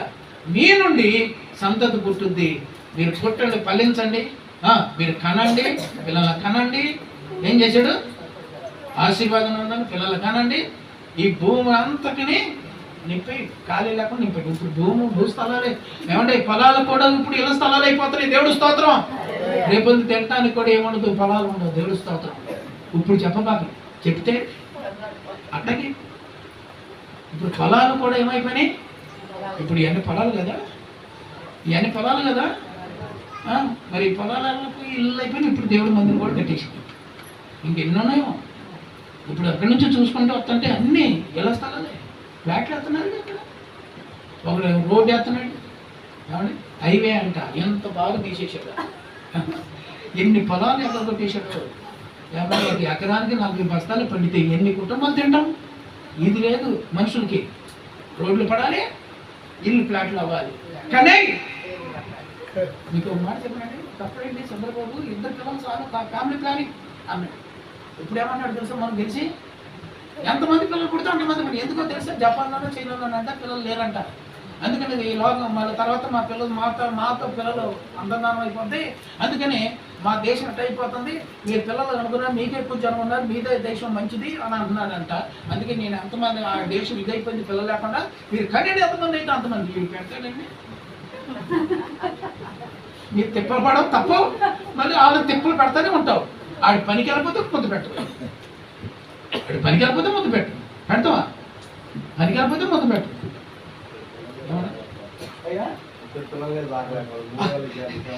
అందుకు అయ్యగారికి వచ్చేసి నీకు జ్ఞానోదయం. 2 పిల్లలు కదా నేను అనుకోలేకపోతున్నా, ఇప్పుడు 3వ పిల్ల పడుకుంటుంది అన్నాడు. అందరికీ నేను అన్నాను, నా పెద్ద కూతుర్ని, నేను ఎంతమందిని కనుక్కోండి, మీరు కథగా పెట్టేది, నేను కథ పెట్టేది, ఎంతమంది కనుక్కోండి అనేసరికి 4 కూతురు కోసం చూస్తే ఒక మొదట బొడ్డోడు పుట్టాడు, బాబు పుట్టాడు, దేవుడు స్తోత్రం చెల్లించాడు. 2వ పుట్టాడు, దేవుడు స్తోత్రం అన్న. ఇంకా ఆడపిల్ల పుట్టిదామని ఉంచుకుంటే 3వ కూడా కొడుకే పుట్టాడు. మళ్ళీ కూతురు పుట్టిదామని మళ్ళీ ఉంచుకుంటే 4వ కొడుకు. 4 మనవడు కాదు. ఇప్పుడు నేనంటానమ్మా, 4 కనుక్కున్నాను, ఈ పరిస్థితి ఎట్లుంటుందంటే ఒక్కడన్నా ఉంటే అక్కడ ఇక్కడ రేపోతే నాకు తప్పదు, మీ ఆయనకి తప్పదు. నా కూతురు ఎంత ఏడుస్తుందో అని అన్న మా భార్య ఫోన్ చేసి, ఏమండి మా అమ్మగారు ఫోన్ చేసి, అమ్మా మీ నాన్న ఇప్పుడు ఏడుతున్నాడమ్మా, మీ నాన్న నీ గురించి, 4 కొడుకుల కన్నా నా కూతురు, రేపొద్దు నా కూతురు పరిస్థితి ఏంటో అని ఇప్పుడే బాధపడుతున్నాడు మీ నాన్న అని చెప్పింది. అట్లా ఉంది వ్యవహారం ఇప్పుడు భూమి మీద. కానీ దేవుడు ఏమన్నాడు తెలుసా? భూమి అంతా నింపండి అన్నాడు. అలాగే నిండిపోతున్నాం. కానీ దేవునిగా చూస్తున్నామా? దేవుణ్ణి తెలుసుకున్నావా?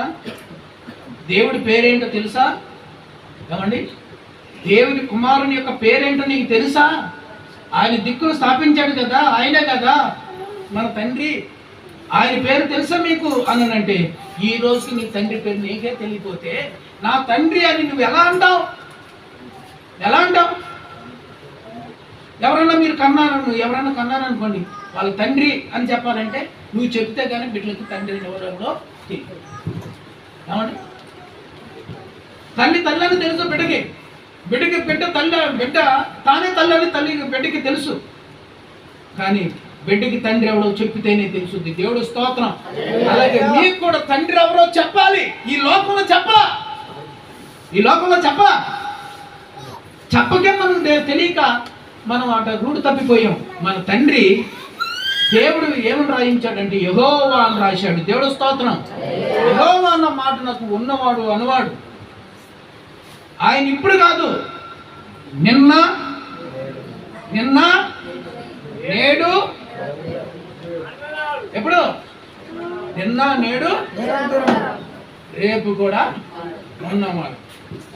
ఆది అంతము లేనివాడు, ఆది మధ్యంతరహితుడు ఆయన. ఏమని? అప్పుడు నుండి మధ్యలో వెళ్ళిపోయిన వాడు కాదు. అప్పుడు ఉన్నవాడు, ఇప్పుడు ఉన్నవాడే, ఎప్పుడు ఉన్నవాడు. కాబట్టి ఆయన యెహోవాని నామకరణం చేసుకున్నాడు. ఆయన చెప్పాడు నా పేరు యెహోవా అని తెలియజేశాడు. ఆయన కొంతమంది అన్న ఎరుగుతారు కదా, తెలుసుకుంటారు కదా అని. అలా తెలిసి ఆయన కుమారుని పేరు గురించి ఏం చెప్పాడు తెలుసా? అభిషక్తుడు అని చెప్పాడు. దేవుడు స్తోత్రం. అభిషక్తుడు అని అన్నాడు 2వ కీర్తనలో. చూడండి, ఆయన 2వ వచనం చరణంలో ఉంటుంది. 2వ కీర్తన 2వ చరణంలో అంటాడు. ఏంటి మరి చెప్తున్నావు? ఏంటి కూల్ కేకా లేకపోతే కలర్ ఏమన్నా కేకా? అయ్యా ఎట్టండి మళ్ళీ చెప్పేటప్పుడు దాంట్లో పడుతుంది, తీసుకెయ్యా. నేను చెప్పేది నాకు భయం కాదు. ఎట్టండి మధ్యలో మిమ్మల్ని అడుగుతాం పెట్టేట్టు మన దాంట్లో పడుతుందేమోనని. చూడండి, భూరాజును యెహోవాకును, తండ్రి పేరండి యెహోవాకును, ఆయన కుమారుడు అనగా అభిషక్తునికి విరోధంగా నిలబడుతున్నారు అన్నాడు. చూసావా? ఆయన కుమారుడి పేరు అభిషక్తుడు. అభిషక్తుడు అనగా ఏం చెప్పబడింది? క్రీస్తు, మెస్సయ్య అని దానియేలు గ్రంథంలో రాయబడి ఉంది. ఏమండి? అభిషక్తుడని రాసి దాని కింద ఫుట్ నోట్లో మెస్సయ్య అని రాశాడు. అది గ్రీకు పదం. అయితే ప్రియులారా, ఆ అభిషక్తుడు అని రాయబడి ఉంది దానియేలు గ్రంథంలో. మళ్ళా తిరిగి వచ్చి ఏమని చెప్తుందో దేవుని దూత చెప్పు తెలుసా? ఏమని చెప్తుంది? క్రీస్తు దావీదు పట్టణమందు నేడు మీ కొరకు రక్షకుడు, ఆయనే ప్రభు అయిన క్రీస్తు ఆనందం. యేసు అనలేదు. క్రీస్తు అంటే ఎవరంట? దేవుని కుమారుడు. దేవుడు స్తోత్రం. ఆయన కుమారుడి పేరు కూడా వచ్చేసింది ఇక్కడ. ఆయన కుమారుడి పేరు కూడా చెప్పేశాడు ఇక్కడ. ఎవరంట? అభిషక్తుడు అంటే కాదు, నా దగ్గర ఉన్నప్పుడు ఆయనకి పేరు అభిషక్తుడు. ఈ భూమి మీదకి పంపించేటప్పుడు, నేను ఈ భూమి మీదకి నీవులాగా పుట్టడానికి పంపించినప్పుడు, మీరు తల్లి గర్భంలో పుట్టినట్టుగా నా కుమారుడు కూడా కన్య గర్భాన పుడతాడు. ఆ కుమారుడి పేరు అభిషక్తుడు అనగా క్రీస్తు అని చెప్పాడు. దేవుడు స్తోత్రం. అలా క్రీస్తు అని చెప్పి ఆయన నమ్మండి. అందుకని ఆయన పుట్టేటప్పుడు యెషయా గారు ఏమని చెప్పాడో తెలుసా? క్రీస్తు పూర్వం 500 సంవత్సరాల ముందు ఏమని చెప్పాడంటే యెషయా గారు, ఆయన మనకు ఒక శిశువు మనకు పుట్టాడు, మనకు కుమారుడు అనుగ్రహించబడ్డాడు అని చెప్పాడు. మనకు కుమారుడు అనుగ్రహించబడ్డాడు భూమి మీద. ఎవరు కుమారుడు అండి? దేవుని కుమారుడు. నీకు కడుపును నా కడుపును పుట్టిన కుమారుడు కాదు. ఈత వలన మనకి గతి లేదు, గతి ఉండదు కూడా. ఏమండి? గతి ఉండదండి, గతి ఉండదు. కొడుకులు పుట్టుగానే అబ్బా ఇంకా ఏం ఎగురుతారో, స్వీట్ పని చేస్తారు, కూతురు పడితే పడతారు అమ్మా. సరే, ఈ మనుషుల ఆనందం అలా ఉంది. కానీ యేసు పుట్టినందున అది దాని గురించి ఏమని రాశాడో తెలుసా? అయ్యగారు ఎవరు పెట్టారో దాని పోస్టు సెమీ క్రిస్టమస్ అని పెట్టారు. క్రిస్టమస్ అని పెట్టాడు కనుక నేను ఈ మాటలు చెప్తున్నా. ఈ మాటలు మన కొరకు యేసుక్రీస్తు ఆ రోజున పుట్టినందున ఏం చేయాలి? ఏం చేశారు? అప్పుడంతా మనకు గతి, కుమారుడు పుట్టాడు కనుక మనకు గతి దొరికిందని ఏం చేయాలి? సంతోషించాలి. సంతోషించాలంటే ఏం చేస్తాం? స్వీట్లు పంచుకోరుగా. అయ్యగారు రెడీ పెట్టేశాడు. అయ్యగారు ఇది రెడీ పెట్టేశాడు మీకోసమే. మీకోసమే ముందు తినేది మీరే పాపం. ఆ తర్వాత మా కొత్త గారు మీరు తెచ్చుకుంటారు. ఏమండి? సరే, అలాగా ప్రార్థన చేసుకుంటారు అనుకోండి, అదే చేసుకోవాలా, అది చేసుకోవాలి. అయినప్పటికీ ఎవరు ఆయన కుమారుని దేవుని కుమారుని యందు విశ్వసించారో, ఎవరు ఆయన కుమారుని యందు నామమందు విశ్వాసం ద్వారా ఆయన అంగీకరించారో, ఆయన కూడా వాళ్ళని అంగీకరించుకుని మీరు నా బిడ్డలే అన్నాడంట. దేవుడు స్తోత్రం. ఎంత సంఖ్యలు కొట్టుకోవచ్చు, ఏమంటే రొమ్ములు కొట్టుకోవచ్చు. ఎందుకో తెలుసా? మనందరం దేవుడు కుమార్తెలు. దేవుడు స్తోత్రం. ఆయనను ఎందరు అంగీకరించిన వారందరూ కూడా ఆయన కుమారుడు, వారి కుమారుడు. దేవుడు స్తోత్రం. అందుకేనండి ఈ మందిరం మనకు కావాలి. చూసి, అందుకని ఆయన మనకు కావాలి, ఆయన మన మధ్యలో ఉండాలి. అందుకని ఆయన మన మధ్యకి పంపించాడు. ఆయన మందిరం కాదు, ఆయన కుమారునే మన మధ్యకి పంపించాడు. దేవుడు స్తోత్రం. కనుక యేసు అనంటే రక్షకుడు. రక్షకుడు అంటే దేని గురించి రక్షకుడు? ఎందుకు రక్షకుడు? ఆయన రక్షకుడు అని అర్థం వచ్చింది. యేసు అంటే ఈ లోకంలో పుట్టినప్పుడు ఈ భూమి మీద ఆయనకి యేసు అని పేరు పెట్టదు అని పేరు దేవత చెప్పింది. యేసు పేరు పెట్టక ముందు ఆయనకి క్రీస్తు పుట్టాడు అని దూతలు గొల్లలకు మాత్రమే తెలియజేసింది. గొల్లలు క్రీస్తు పుట్టాడని అని తెలుసుకుని వాళ్ళు దేవుని స్తుతించడానికి వెళ్ళారు. దేవుని చూశారు, గొల్లను చూశారు. ఏమండి, వారితో పాటు జ్ఞానం చూశారు. ఏమండి, వారితో పాటు అంటే వారికి ఆ సమయంలోనే కాదు, ఒక దినాలు కొద్దిగా ఎడమైనా ఆ సందర్భంలో క్రీస్తును చూసిన వారిలో వీళ్ళే. గొల్లలు చూశారు, జ్ఞానం చూశారు. వాళ్ళందరూ కలిసి లోకమంతా సాటించారు క్రీస్తు పుట్టాడని. క్రీస్తు అనగా అభిషక్తుడని. అభిషక్తుడు అంటే ఎవరంటే దేవుని కుమారుడు, దేవునితో ఉన్నవాడు, ఆకాశమందున్నాడు. ఆయన దేవుడే. ఎలాగూ దేవుడు అంటే ఆది యందు వాక్యము ఉండెను, ఆ వాక్యము దేవుడై ఉండను, ఆ వాక్యము దేవుని యొద్ద ఉండను, కాబట్టి ఆయనే దేవుడు. దేవుడు స్తోత్రం. కాబట్టి ఆయనే దేవుడు. అర్థమైనా? ఎలాగూ అంటే ఆది యందు వాక్యము, ఆ వాక్యము ఆయనే, ఆయనలో ఉంది కాబట్టి ఆయన ఉన్నాడు, కానీ ఆయన యొద్ద ఉంది కాబట్టి ఆయనే దేవుడు. ఆయన కుమారుడిగా భూమి మీద అవతరించాడు అంటారు. అవతరించారు అంటాడు. అవతారు మనుషుడు అంటారు. అవతరించాడంటే పుట్టాడు. ఎలా పుట్టాడంటే వచ్చాడు, ఈ భూమి మీదకి వచ్చాడు. ఎక్కడి నుండి వచ్చాడంటే ఆకాశంలో నుండి, ఆకాశం పై నుండి దేవుడు ఉన్న స్థానమును విడిచి ఈ భూమి మీదకి వచ్చాడు. ఇక్కడికి వచ్చాడు కనుక ఆయన ఉన్నాడు కనుక వచ్చాడు కనుక పుట్టాడు. దేవుడు స్తోత్రం. ఎలా పుట్టాడంటే కన్యక గర్భవతి కుమారుని కనునాడు యేసు అని పేరు పెట్టాడు. అను పేరు నామకరణం చేయబడినట్టుగా దూత చెప్పినట్టుగా ఆనాటి వాక్యమే శరీరధారిగా కృపా సత్య సంపూర్ణుడిగా మన మధ్య వసించెను అని రాయాలి. ఈ విధంగా మన మధ్య వసించడానికి ఆయన పుట్టాడు. అర్థమైందా? అందుకని యేసు అన్న మాటకి అర్థం ఏంటో తెలుసా? ఒట్టి రక్షకుడే కాదండి, తన ప్రజలను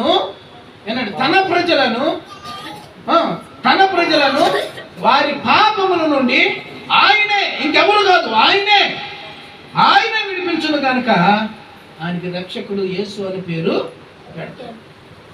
అర్థమైందా? ఏమి రక్షించడానికి? పాపముల నుండి. ఇప్పుడు వీళ్ళందరూ ఏమైపోయారు? పాపం చేసి పాపులైపోయారు. అందుకని పాపులను రక్షించడానికి క్రీస్తు యేసు లోకానికి వచ్చాడు.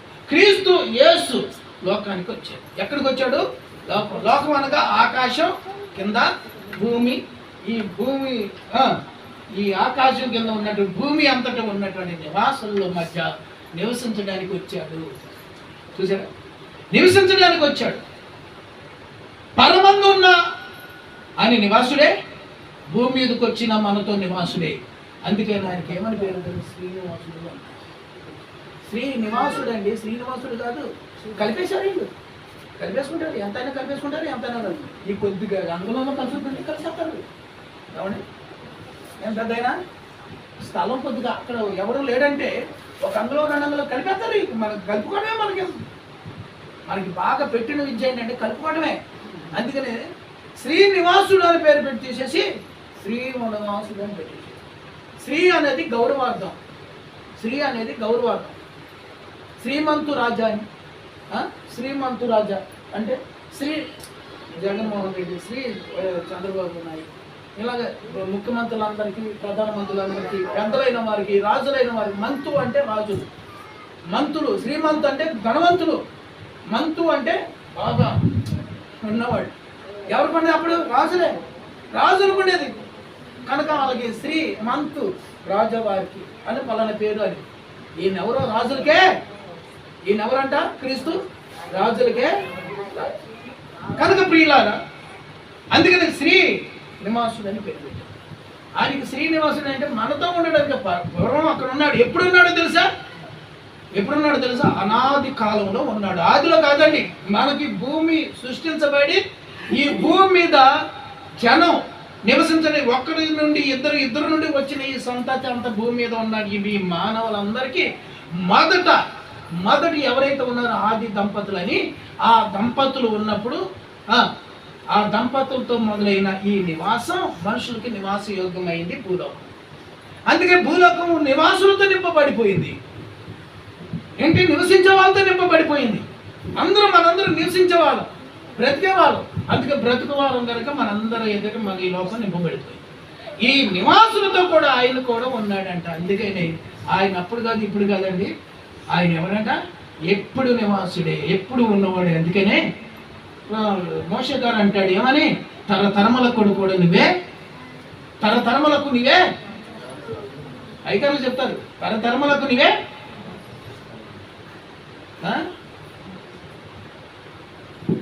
నీవే నివాస స్థలం నీవే, ఇంకెవరు లేరు.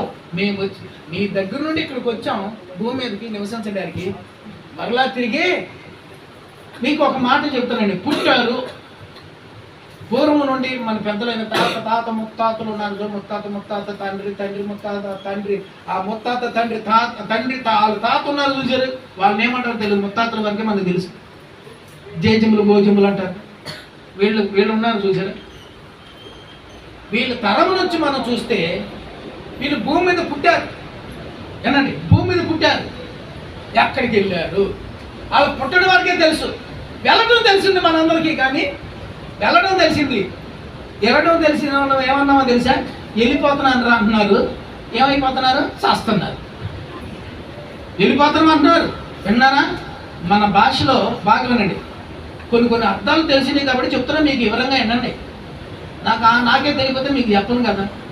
కనుక భూమి మీద పుట్టిన వాళ్ళందరూ పుడుతున్నారండి. నేను చెప్తున్నా, మన జయజములు ఉన్నారు చూసావా, వాళ్ళందరూ భూమి మీద పుట్టారు. పుట్టిన వాళ్ళు ఈ రోజున మన మధ్యలో లేరు, మనకు కనబడతలా. వాళ్ళు ఉంటే వేజులు ఎన్నో సంవత్సరాలు ఉంటాయి అనుకోండి. ఎన్ని సంవత్సరాలు ఉన్నా మన మధ్యన కనబడతలా. మరి ఎక్కడికి వెళ్ళారు? అసలు ఎక్కడి నుంచి వచ్చారు వీళ్ళు, మళ్ళీ ఎక్కడికి వెళ్ళారు? ఈ ఆలోచన ఏది? ఏమ్మా నవ్వుతున్నారా? ఆయనతో పెట్టుకున్నా మీరు నవ్వుకున్నట్టే, మీరు ఎవరో. సరే ముగించేయమంటారు, ముగించేస్తారు. చిన్న మాట అమ్మా, నువ్వు అక్కడ కూర్చున్నావు, వీళ్ళేమో లోపల కూర్చున్నారు. నువ్వు చెప్పండి అంటే వీళ్ళని అంతేస్తున్నారు వెనకాల ముందు. నువ్వు ఎప్పుడు అవుతారా నీ వీళ్ళు చూస్తున్నారు, వీళ్ళేమో ఆపైన ఆయన అంటారు వీళ్ళు. కాబట్టి అమ్మా, మన జేజములు వచ్చారు, మనకంటే ముందు వచ్చారు. వాళ్ళు మనకంటే ముందే వెళ్ళిపోయారు. మనం వచ్చాము. వచ్చడం అంటే ఎక్కడి నుంచి వచ్చామో తెలియదు. పుట్టాం, ఈ భూమి మీద పుట్టాం. కానీ కొంత వయసు వచ్చిన తర్వాత వెళ్ళిపోతాం. ఇప్పుడైతే వయసులు లేవులేండి, చిన్న పెద్ద తాగితం లేవు. ఇప్పుడు వెళ్ళిపోతున్నారు. చనిపోవుట అంటే ఏంటో తెలుసా అర్థం? చనిపోవుట అంటే అర్థం ఏంటంటే మనం అనుకుంటాం అదే చచ్చిపోయాడు, ఇప్పుడు ఎత్తాడంటారా, చచ్చిపోయాడు అని ఇప్పుడు అంటున్నాడు ఏంట్రా అయ్యగారు అంటారేమో. అసలు క్రిస్మస్ రోజున చచ్చిపోయాడు అని ఎత్తుతాడు ఏంటి ఈ పాస్టర్ గారు అంటారేమో. అనబాకండి, దాని అర్థం మీకు తెలియదు. నేనేమంటున్నానంటే చనిపోయాను. చని అని అంటే వెళ్ళిపోయాడు అన్నారు. ఎక్కడికి వెళ్ళాడు ఏనాడన్నా మీకు అర్థం తెలుసా? ఇలాంటి అర్థాలు మీకు తెలుసా? చచ్చిపోయాడు అన్నారు మీరు. చచ్చిపోయాడంటే మన మధ్య నుంచి వెళ్ళిపోతున్నాడు అంటే, వెళ్ళిపోయాడు అంటే తీసుకెళ్ళి పాత ఎత్తి అయిపోయినట్టేనా? చచ్చిపోయాడు అంటే ముందు ఆయనలో ఉన్నటువంటి దేవుని ఊపిరి, ప్రాణం, ఆత్మ అయినటువంటి ఊపిరి ఆయనలో నుండి వెళ్ళిపోయింది. ఎక్కడికి వెళ్ళిపోయిందంటే దేవుడి దగ్గరికి వెళ్ళింది.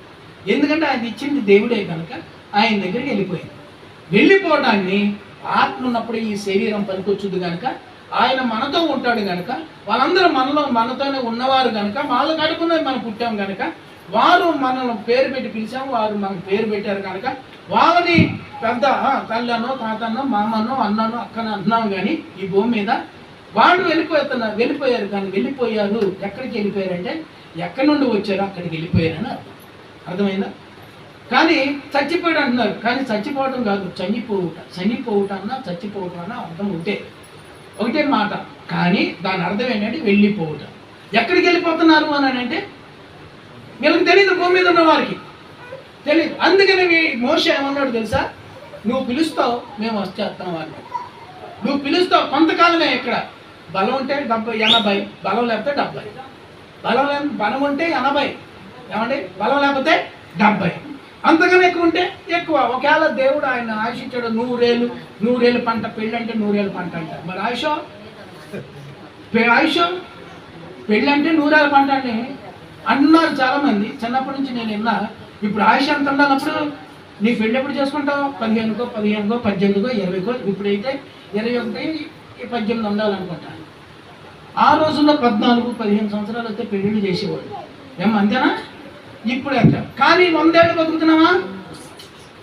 కానీ వెళ్ళిపోతున్నారు. ఎక్కడికి వెళ్తున్నారో తెలుసుకోవాలి. అందుకనే ఆయన వచ్చాను వెళ్ళాను అనే మాట ఎలా ఉందో, ఈ భూమి మీద ఉండిపోతే చచ్చిపోయిన వీళ్ళు, ఉండపోతే వెళ్ళిపోయినట్టే కనుక చచ్చిపోయినోడు ఎక్కడికి వెళ్తున్నాడు? వెళ్ళిపోయాడు కనుక ఎక్కడికి వెళ్ళాడంటే ఆయన ఉన్న చోటు ఎక్కడి నుండి వచ్చాడు అక్కడికి వెళ్ళిపోయాడు అని అర్థం. కనుక ప్రియులారా, పుట్టుట అనేది వచ్చుట ఎలాంటిదంటే ఆయన అక్కడి నుండి భూమి మీదకి ఒక తల్లి గర్భంలోనో దేవుడు పంపి పలానా గర్భంలో పుట్టువాడు. మనం అనుకోవచ్చు, మన మంత్రులు కూడా ఈ రోజుల్లో చాలా భేదాభిప్రాయాలు కలుగుతున్నాయి క్యాస్ట్ విషయం. వీడు ఎక్కడే పుట్టాలని ఉందా? రాసిపెట్టి ఉంటుందా? ఏమండి? వీడు అక్కడే పుట్టాలని రాసిపెట్టి ఉంటుందా? ఏమండి? మీకు ఈ వివరాలను తర్వాత చెప్తాను విషయాలు. ఇప్పుడు కాదు, ఇండివిజువల్గా మాట్లాడుకోవాలి. కానీ ఇట్లాంటి కానీ ఎక్కడ పుట్టాలో అని తెలుసు, ఎవరిని ఎక్కడ పుట్టాడో తెలుసు. కానీ ఈ భూమి మీద నేను అంతలో పుట్టాను, నేను డాబాలో పుట్టాను, నేను అలాంటి వాళ్ళలో పుట్టాను, నీటిలో పుట్టాను అని అనుకుంటే కాదు. అది తక్కువ ఎక్కువ కాదు. దేవుడు పంపించిన మనలందరూ సమానమే. కాకపోతే ఏంటంటే కష్టాలు జీతం ఉంటుంది, స్వయాభి లాభ దేవుడు ఆశీర్వదించిన వాళ్ళు ఉంటారు, ఏమండి?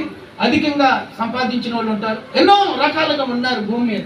అంత మాత్రాన ఎవరు తక్కువ కాదు. దేవుని దృష్టికి నరులందరూ ఒక్కటే. దేవుడు స్తోత్రం. మనుషులందరూ బుద్ధి జ్ఞానం ఉండి ఈ శని రచయితలు కూడా ఏమన్నారు తెలుసా? మనుషులంతా ఒకటే అంటున్నారు. మరి తేలి చూడబోతే నువ్వు వేరురా నేను వేరురా అని అంటున్నారు. కాబట్టి భూమి మీద మనుషులు ఎట్టున్నారు తెలుసా? మనుషులంతా ఒకటే అంటున్నారు. సినిమా కూడా తీశారు, నేను చిన్నప్పుడు చూశాను.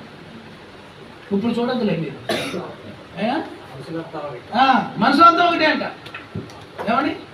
మరి ఇప్పుడేమో నువ్వేడు, నువ్వేరు, నేను వేరు, నువ్వు వేరు, నేను వేరు, మీరు వీళ్ళందరూ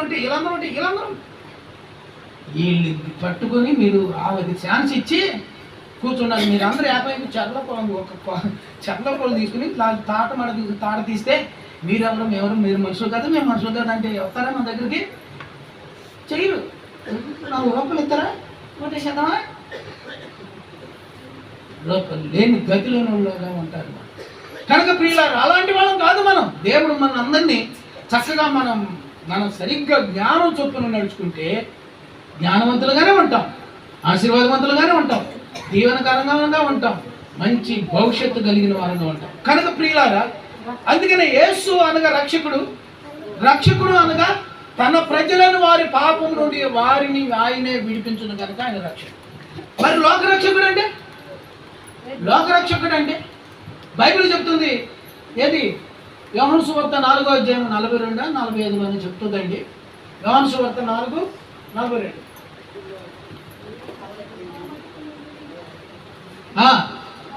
నా మట్టుకు నేను విని, ఇది నిజముగా నా మట్టుకు నేను విని. ఏ విన్నావు? నువ్వే విన్నావో నీకు తెలియట్లా. వాళ్ళు అంటున్నారు, ఒక ఊరు వాళ్ళు ఎవరో తెలుసా? సమరయులు అంటున్నారు. ఆ సమరయ స్త్రీ వచ్చి చెప్పింది క్రీస్తు గురించి. ఆ క్రీస్తు ఎవరు కాదు, యేసే. ఆయనే మనల్ని రక్షించేవాడు. కాబట్టి ఆయనను నేను నమ్మాను, చూశాను, ఆయన నమ్ముకున్నాను అని ఆయన చెప్పి వచ్చి చెప్తే అవునా అని చెప్పి వాళ్ళు చూసి ఆయన కూడా అక్కడికి వచ్చి చెప్పిన మాటలు విన్నారంటే ఆయన ఏం చెప్పాడో తెలుసా? నేను చేసినవన్నీ నాతో చెప్పాడు ఆయన. దేవుడు స్తోత్రం. నువ్వేమి చేసావా అని చెప్తాడు, నువ్వేం ఎట్లా నడుస్తున్నావా అని చెప్తాడు, నీ భవిష్యత్తు ఏంటో చెప్తాడు, నీ బాట ఏంటో చెప్తాడు, నీ మార్గం ఏదో చెప్తాడు, నీ ఆలోచన ఏదో చెప్తాడు, నువ్వు ఏం చెయ్యాలి, ఏం చేయకూడదు, ఏం చేస్తున్నావు అది తప్ప రాగా కూడా చెప్తాడు.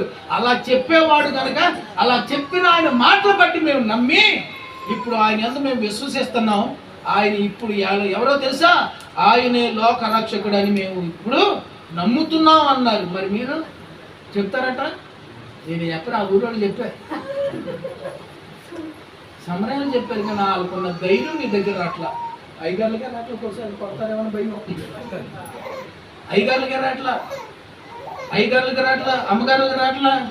ఏమండి అమ్మగారులకు అసలు రాదు, అమ్మగారులకు అసలు రాదు. మా అయ్యగారు ఉన్నారు సార్, అమ్మగారులు అమ్మగారులు ఏమన్నా మా అయ్యగారు ఉన్నారు సార్ ఆయన చూసుకుంటాండి అనుకుంటారు. నువ్వు చెప్పాలి, నువ్వు ప్రార్థన చేయాలి, నువ్వు చెప్పాలి, నువ్వు చెప్పేదేదో నువ్వు చెప్పాలి. నేను చెప్పేదేమో చెప్తా, తను తినించుకుంటాను, నువ్వు కూడా తినాల్సిందే తప్ప. దేవుడు స్తోత్రం. కాబట్టి ప్రియులారా, సమరయ స్త్రీ అని చెప్పింది నేను నాతో చేసినవన్నీ చెప్పాడు. నేనేం చేసినా అని చెప్పాడు, నేనేం చేసినా అవి కూడా చెప్పాడు ఆయన. నేను ఆయన చూడలా, శరీర రీతిగా చూడలా, ఆయన సజీవుడిగా చూడలా, ఆయన మన మధ్యన శరీరధారిగా నివసించినప్పుడు నేను చూడలా. గతించి కొన్ని సంవత్సరాల తర్వాత అనగా 2000 నేను చూసేటప్పటికి, నేను ఆయన ఎరిగేటప్పటికి, నేను ఆయన తెలుసుకునేటప్పటికి, ఆయన నమ్మేటప్పటికి నాకు 28 సంవత్సరాలు. నాకు అప్పటికి 28 సంవత్సరాలు. 1995 సంవత్సరంలో తెలుసుకున్నాను నేను. ఆయన నాతో చెప్పినవన్నీ, నేను చేసినవన్నీ నాతో చెప్పాడు. ఇప్పుడు నేను చెప్తున్నా, నేను చేసినవన్నీ నాతో చెప్పాడు. నాకు చెప్పాడు క్లియర్గా, మొత్తం చెప్తే అన్నీ ఒప్పుకున్నాం. ఏమండి ఏ టు జెడ్ మొత్తం ఒప్పుకున్నాం. కొట్లాట ఇచ్చేవాటికి ఎవరి దగ్గర నెగ్గొట్టినా కానీ అది కట్టాయి అంటే పలానోడు గుర్తొచ్చానంటే తీసుకెళ్ళి ఇచ్చేయటమే. వెళ్ళి నేను క్షమించండి, మీ డబ్బు నేను తీసుకుని వాడేసుకుని ఇవ్వలేదని చెప్పి అబద్ధం వాడేది చెప్పి నాకు క్షమించండి అని ఇచ్చేసి వచ్చేసి ఏ ఇంటికాడ నేను తీసుకున్న వాళ్ళందరికీ ఇచ్చేసి. అది మారు మనసు అంటే. మారు మనసు అంటే ఏంటి? ఒప్పుకోవాలి, మనసు మారిపోవాలి, అందరిలో దృష్టికి కనబడాలి. మారు మనసు అంటే ఏంటి? బాప్తిజం తీసేసుకుని మారు మనసు ఏంటి?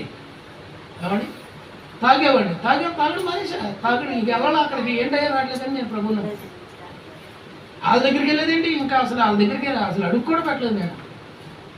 నా ఫ్రెండ్స్ వచ్చారు, ఎలా వెళ్దామా, నోరై ఏంటి వెళ్ళేది అనేవాడు. తాడి చెట్ల కింద కళ్ళు తాగేవాడు. ఏమండి అలాగూ నేను చేసినవన్నీ నాతో చెప్పాడు ఆయన. ఏం చేసిన రహస్యాలు పాపం అవన్నీ నాతో చెప్పాడు. ఆ రోజు మొదలు ఈ రోజు వరకు కనీసం కంటి చూపుతో కూడా ఎక్కువ నేను పాపం చూడటానికి, పాపం చేయడానికి నా మనసును కూడా ఆలోచన కూడా ఇవ్వలేదు. దేవుడు స్తోత్రం, దేవుడు స్తోత్రం. అలాగా దేవుడు సమరయ స్త్రీ కూడా అలాగా మారిపోయింది. అంతేకాదు ఆ ఊరు వాళ్ళ దగ్గరికి వెళ్ళి చెప్తే ఆ ఊరు వాళ్ళందరూ కూడా నిజంగా ఈయన లోకరక్షకుడు అని చెప్పిన మాటలు మేము విన్నాం. ఆ మాటలు మామూలు మాటలు కాదు, మేము కూడా ఆయన యందు ఈయనే లోకరక్షకుడు అని నమ్మాం. దేవుడు స్తోత్రం. లోకరక్షకుడు అనగా ఎవరికి రక్షకుడు? జగానికే రక్షకుడు. లోక ఆకాశానికి భూమికి సమస్తం ఉన్న జగానికి, ఈ జగత్తుకి అనగా లోకం అనగా జగత్, జగతి అనగా ఈ సృష్టి, ఈ సృష్టికి రక్షకుడు ఆయనే. కాబట్టి ఈ సృష్టికి రక్షకుడు దేనికమ్మా? మానవుల కొరకే అనుకుంటారా? కాదు కాదు. ఆకాశాన్ని రక్షించాలి, భూమిని రక్షించాలి, సముద్రాన్ని రక్షించాలి, ఇందులో ఉన్న సమస్తాన్ని రక్షించాలి. అందుకని జగత్ రక్షకుడు. దేవుడు స్తోత్రం. ఎందుకో తెలుసా? ఒక వాక్యం చెప్తుంది, చివరి వాక్యం. జగానికి ఎంత రక్షకుడు తెలుసాయా? ఎక్కడుంది ఆ వాక్యం? సృష్టి తన రోమపత్రిక 8వ అధ్యాయం. సృష్టి తన యావత్తు ఏం చేయాలని కోరుకుంటుంది? ప్రార్థన చేస్తుందంట. ఆకాశం ప్రార్థన చేస్తుంది. నువ్వు చేయట్లా, నీ బిడ్డల కోసం చెయ్యు. అయ్యగారు చెయ్యండి అయ్యగారు అని అంటారు. 8వ అధ్యాయం చూడండి, 19వ వచనం, 19, 20 వచనాలు, 21, ఈ 19 నుంచి 21 వరకు చదవండి. చక్కగా చూడండి. ఇది జగత్ రక్షకుడు. జగాని అనగా లోకాన్ని అనగా, లోకం అనగా ఆకాశం. ఆకాశం అండి, భూమి అండి, సముద్రం, సమస్తం ఉన్నవన్నీ. ఏది జంతువులు కానీ, పక్షులు కానీ, చేపలు కానీ, పాకు పురుగులు కానీ. అందుకనే కదా కీర్తనగాడు రాశాడు, పాకు పురుగులు కూడా సైతం దేవుని స్తుతిస్తున్నాయి అంట. మరి నువ్వు నేను అందరం ఏం చేస్తున్నాం? తినటం, పడుకోవటం, లేకటం, పొద్దున్నే లేదు, స్థితి ప్రాంతం లేవు, లేకటం, పరాలు లేకటం, కొండల మీద పడిపోవటం. ఏమంటే ఇది మన బతుకు. కానీ సృష్టి యావత్తు ఏం చేస్తుందో తెలుసా? సృష్టి యావత్ అనగా ఏంటో తెలుసా? సూర్య చంద్ర నక్షత్రాదులు సైతం, ఆకాశం సైతం. సృష్టి అంటే అదండి. సృష్టి అంటే ఆకాశం, అంతేనా? ఏం చదువుకున్నా? నిన్నే ఆయన్ని కుర్చీలో బలి కూర్చొని చూస్తున్నాడు. ఏంటి సృష్టి అంటే ఏంటి?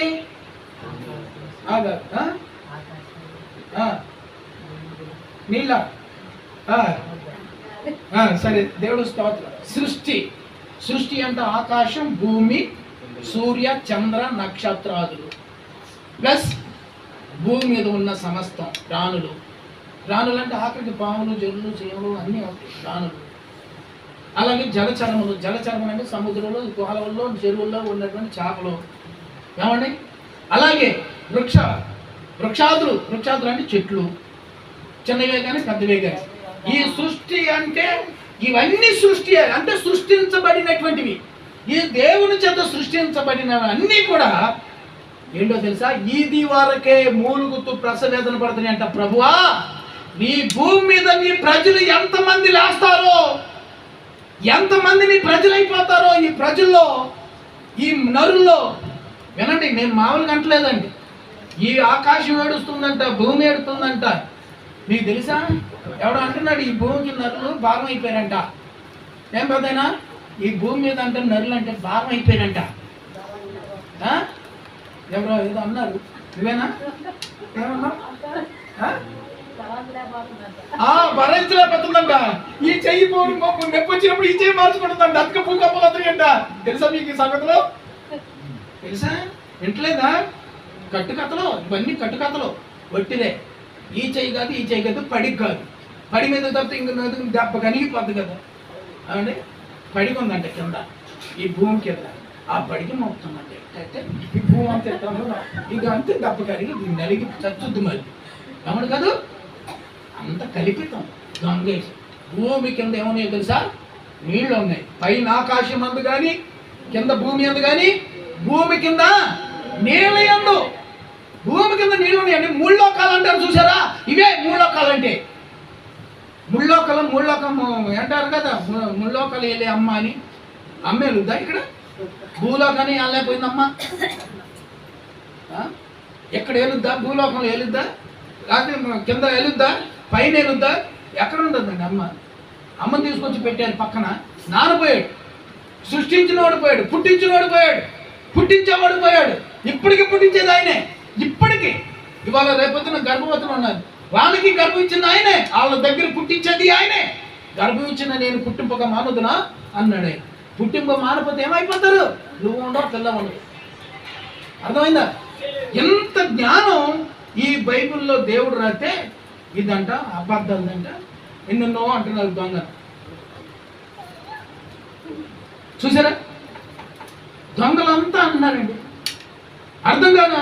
మహాచదువులు, ఎంబీఏలు, పిహెచ్డీలు చదివారు.